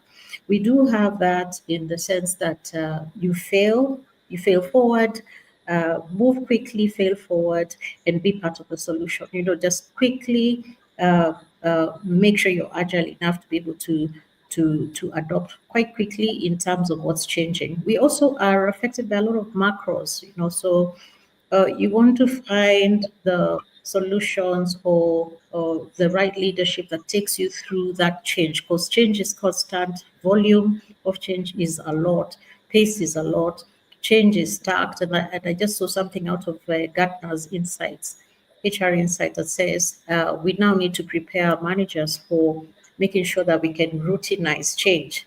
And we've been having this in in our space, because the change is coming in exactly that fashion, that it is fast, it is stacked, there's a lot of it, and it's complex. So you just get your managers to start thinking about how do you make sure your managers have the right reflexes to change and move quickly, because I think we've benefited a lot from the global practices. We are possibly a little bit more nimble because we are just learning a lot of things. It's not like a heritage of 100 years, but you're able to move a lot faster because of what it is that you've engineered as part of your practices in the organization. So I think that's where I would kind of stop as someone still in the emerging markets, but getting affected directly by global practices or the global stage events. Thank you, Evelyn. That was amazing. And I would love to now zoom out and explore some shared challenges and opportunities for the next generation of HR leaders that our people can use as takeaways and giveaways for 2026. So my first topic for the open discussion would be, we always believe in people first. That's something that we always believe in. But but exactly what does that actually mean when leaders are also being asked to cost cuts, flatten teams, and do more with less? Yeah. Oh, go ahead. Evelyn, did you want to jump in? Yeah, okay, fine. One of the things that, and thanks for asking that question, because it's one that we are currently having because of planning for the next phase of our strategy. And the conversations you have with the CFO and the CEOs is quite interesting in terms of people fast, but at the same time, there's some serious cost pressures. You know, how do you absorb a lot of business costs whilst you really do need also some strategic and selective investments for your business to grow, or for you to have the productivity level that you require. I think what's changing, and what I would say as to a new CHRO, is to shift the conversation away from cost and bring it down to a value discussion. And also something that someone said in an earlier conversation today, which is being able to be the person who can also give the business a view of the talent risks, for example, give a view of the value of the drag, if it's a productivity drag, if it's a revenue drag, if it's a momentum drag because of not investing or defunding certain things that you will require for your business to continue to expand or your business to continue to be sustainable. Now, this is actually still in the context that your CEOs will be asking for more productivity, doing more with less. But at the same time, you have to be looking at, it's not about a headcount discussion, it's actually a value discussion. So what do you do with that? Don't cut roles fast. First, find whether you have the right capabilities. Find ways to communicate some of the ROI in financial terms, because I think that's what I spend my time doing, so that you're constantly on the same page with the CFO and also the CEOs of the entities that you work with. For them to see that if you do not make this investment, then this is actually this is what it means in terms of your own performance, business performance as a CEO. And that really speaks to the language of the everyday working. And for me, I'd really advise a CHRO to not forget the human in the whole equation, because we do drive the human value. No matter that you have AI coming in and everything, there will still be some AI-free areas in our businesses that we will still need to cater for, and be clear about what investments you're actually going to make, selective, balanced, but making sure that you're speaking value over costs. And that was great. And I agree. And I'll jump in with what people first is not. It's not giving people exactly what they want. That isn't what people first means. It just means, and Evelyn, you touched on this, it just means that you keep the human at the center of everything that you do. And you can lead people first through the most difficult times. You can lead people first through COVID, through layoffs. We did that at my past company, and that meant communicating and being open and being transparent. I work with pretty much exclusively deskless workforces, and they really want 4 things, right? They want fair pay, they want regular schedules, they want managers who respect them, and they want to feel like their work matters. They want other things too, but right, if you can nail those things, you're people first. Not if you have unlimited PTO, not if you have, a really nice office that you're forcing everybody back into, but if you can treat people like human beings that have lives outside of work, and if you can pay them fairly, and if you can make sure that they know that they're respected and valued as human beings as well as employees, that's what people first is to me. I just want to tag on to that. I +1 to everything that Tracy said, and would just say I find that people first can become performative very quickly.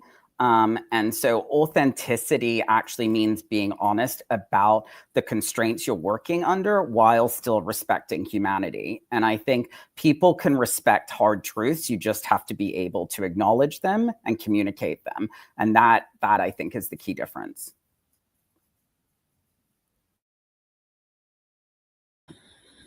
Thank you so much, panelists, for putting together these amazing points. And I would quickly jump on to our next interesting topic that I would love to go over, which would be what competencies or technologies should new CHROs be investing in now to be future ready for 2026? Anything that you have on top of your mind as suggested?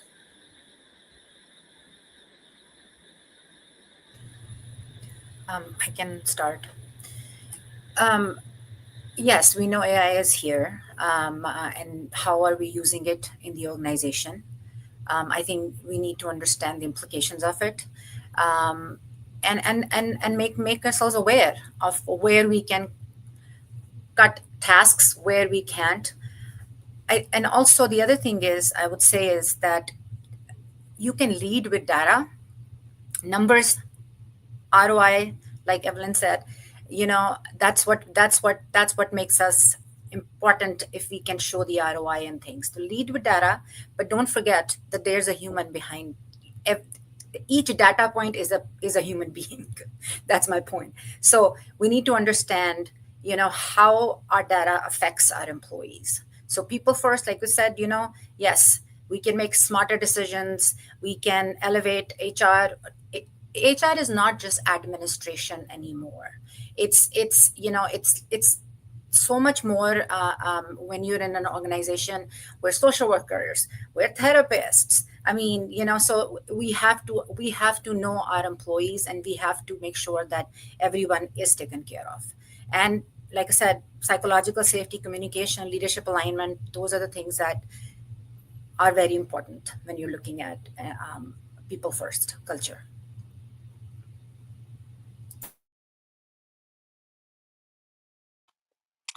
I would add courage. I think courage is something that, at least the HR leaders I've worked with, it's hard to go toe to toe with the CEO and say you're wrong, and here's how it's going to impact our people, and here's how it's going to impact the business.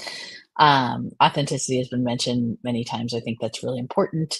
I think doing the right thing, even when it has significant costs to you, and leaning into social justice and ethics is incredibly important, and will be even more important now that we're in this age of AI.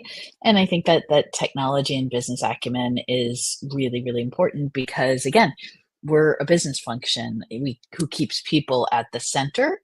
And we have to remember that we still lead people first. I still lead people first, but we lead people first, and we're helping to run a business. So those are things I'm thinking about for next year.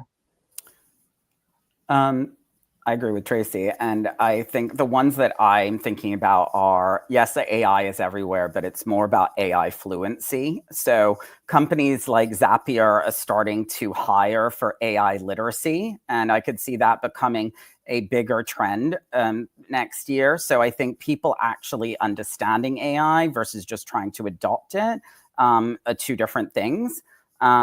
I also think we've talked a little bit about data, but I think the shift is going to be more towards predictive and prescriptive analytics than we've seen before, like in order to be more proactive versus reactive. And then the huge one for me is that feeds into all of this is change leadership. Like we're going to be changing more than ever in the coming months and years. So you need to make sure that your employees understand that and get comfortable with that, and you have a plan for that. Otherwise, you're going to run into change fatigue all the time. Thank you, Alex.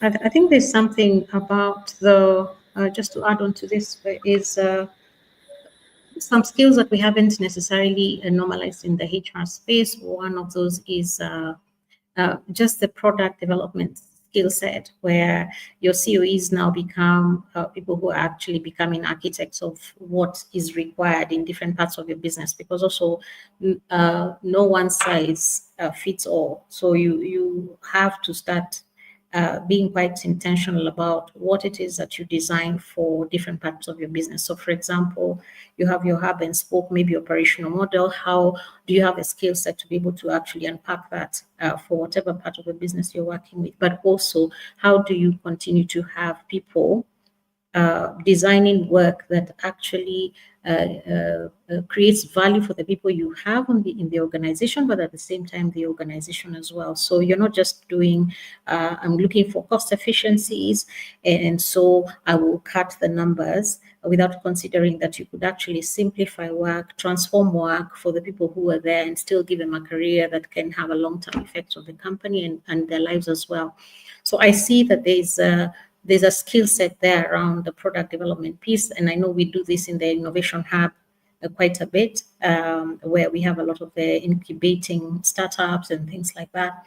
But then the other piece of skills that is seeming to come through is storytelling, which is interesting because we also need to be able to tell the stories that really speak to the employee experience as it's changing. And making sure it's not performative, but it is actually speaking to the real meaningful change that's happening in the organization. Thank you. Thank you so much. And I would love to go with what advice would you give new CHROs about communicating change and maintaining that trust during tough moments like workforce reductions?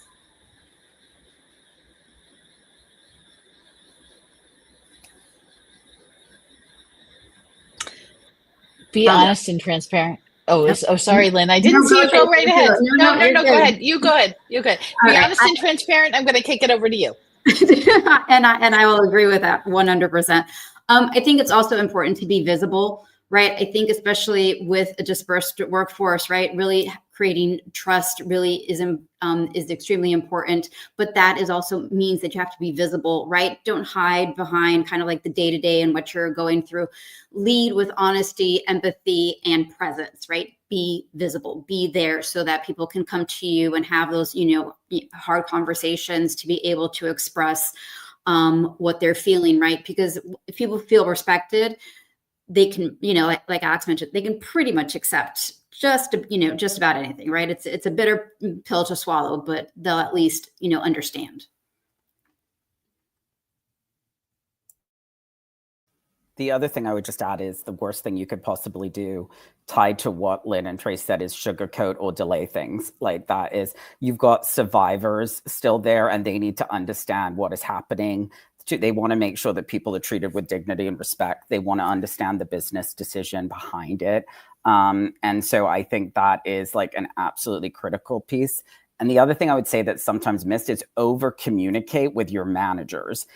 They are your front line, and usually they feel blindsided by some of the decisions. So over communicate with them as well.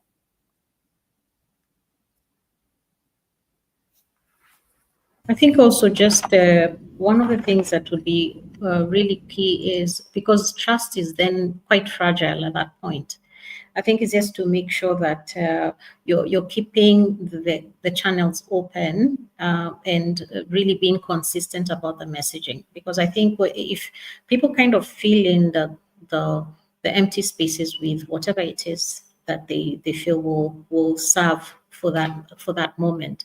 So I think the trust piece, and once trust is broken, even just by a single miscommunication or a missed step somewhere, it's so much harder to bring people back onto the table to even have a discussion about anything. So I think trust is it's big currency, especially in the change space.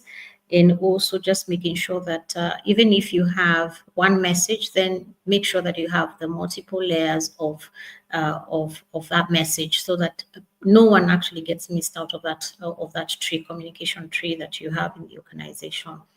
And then, of course, the what you said about survivor experience, we're starting to see people, when you have a big change, then if it doesn't go well, then people are actually protecting and making sure that they are sort of creating fiefdoms. And so you can't get through to that. And once you create more siloed teams or people who sort of protecting themselves against any other forces that would come, it becomes quite difficult for you to routinize change in that organization. And I think that trend is actually coming from the global stage as well. I think people are calling it job hacking or whatever it is. So there's quite some interesting trends coming out that we're already seeing coming into the emerging markets as well. I would add empathy, because losing job is the most stressful thing that anybody can go through. So being compassionate, have empathy. I would say I would just add that. Yeah. Thank you. Thank you so much. And I would wrap up the core questions with one last one. So what does strategic HR leadership look like when you're being asked to balance AI, data, and human empathy all at the same time?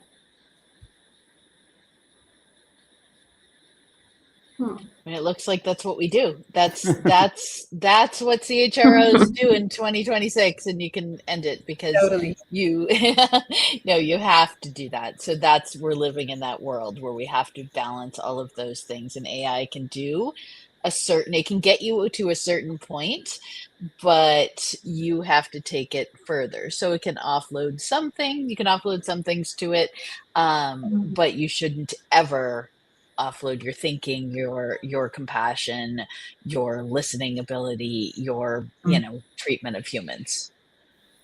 Yeah, and I would. Oh, sorry. Sorry, Lynn, you go. No, you go, Alex. Everyone went for that then.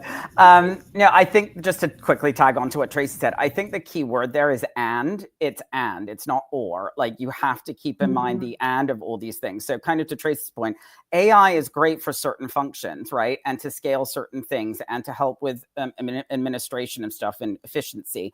But there are certain things that AI can't do, right? They can't deploy nuance. They can't deploy context. Like, they can, for example, tell you where your retention risks are, but you need to decide when you intervene and what you're going to do. So you've got to recognize what helps you at what stage of the process as well. But it's definitely an and.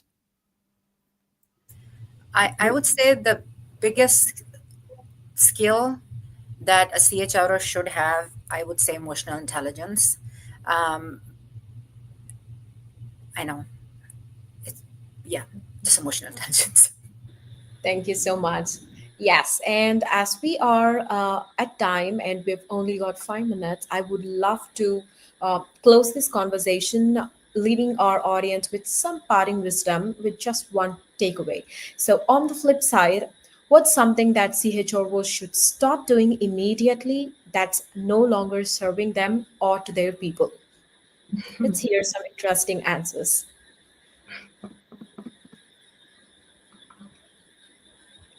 I'll go. I think in order to solve this question or answer this question, I think, CHROs need to ask themselves, does this make the work clearer, faster, better for, our people.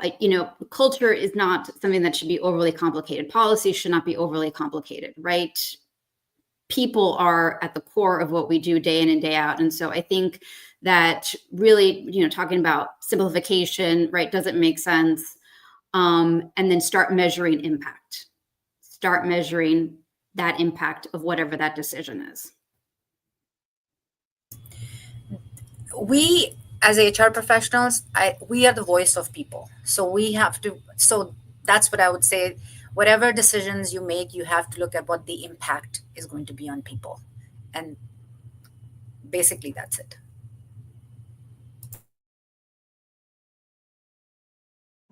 I think for me, I would say that moving away from performative things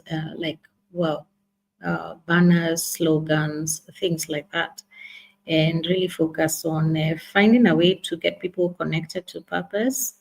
We find that that's one of the areas where when we started deliberately looking at purpose and making sure that the work is meaningful, then you got a lot of people just showing up very differently.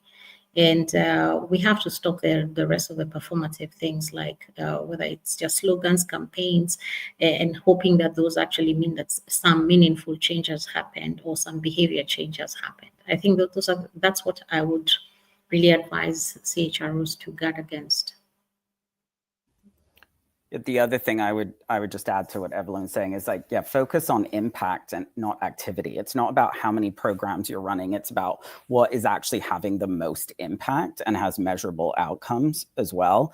And I would also say, I'm definitely not this person, so that's what I'm going to say. Don't try and make everyone happy. And if you are trying to do that, really step away. I think people who do that struggle with having to make tough decisions or recognizing that there are trade-offs that need to be made, but that's basically a lot of what this job is about.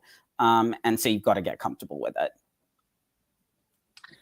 I think that's a great point. Oh, so that's a great point, Alex. I think people who have to be liked, who need to be liked, really struggle in HR. And I would just add the one thing, get out of your own way. So forget what you thought you did for the last 20 years if you're putting yourself in a box. Get out of your way, because I think the biggest skill we're going to need in 2026 is adaptability. I can't agree more with all of you. It's amazing discussion that we had. I would again love to thank each one of you. This was one amazing conversation and a very good way to close day one. All of your insights, I think, has given amazing takeaways to all our audience. And this is so much to think about as we look for the future of HR leadership in 2026. And to all our audience, thank you so much for tuning in. We'll be back tomorrow with a full day of sessions, starting with the fresh takeaways on workforce analytics, headcount planning, agile models, and even more discussions. So see you all bright and early tomorrow. Until then, bye. Thanks, everybody.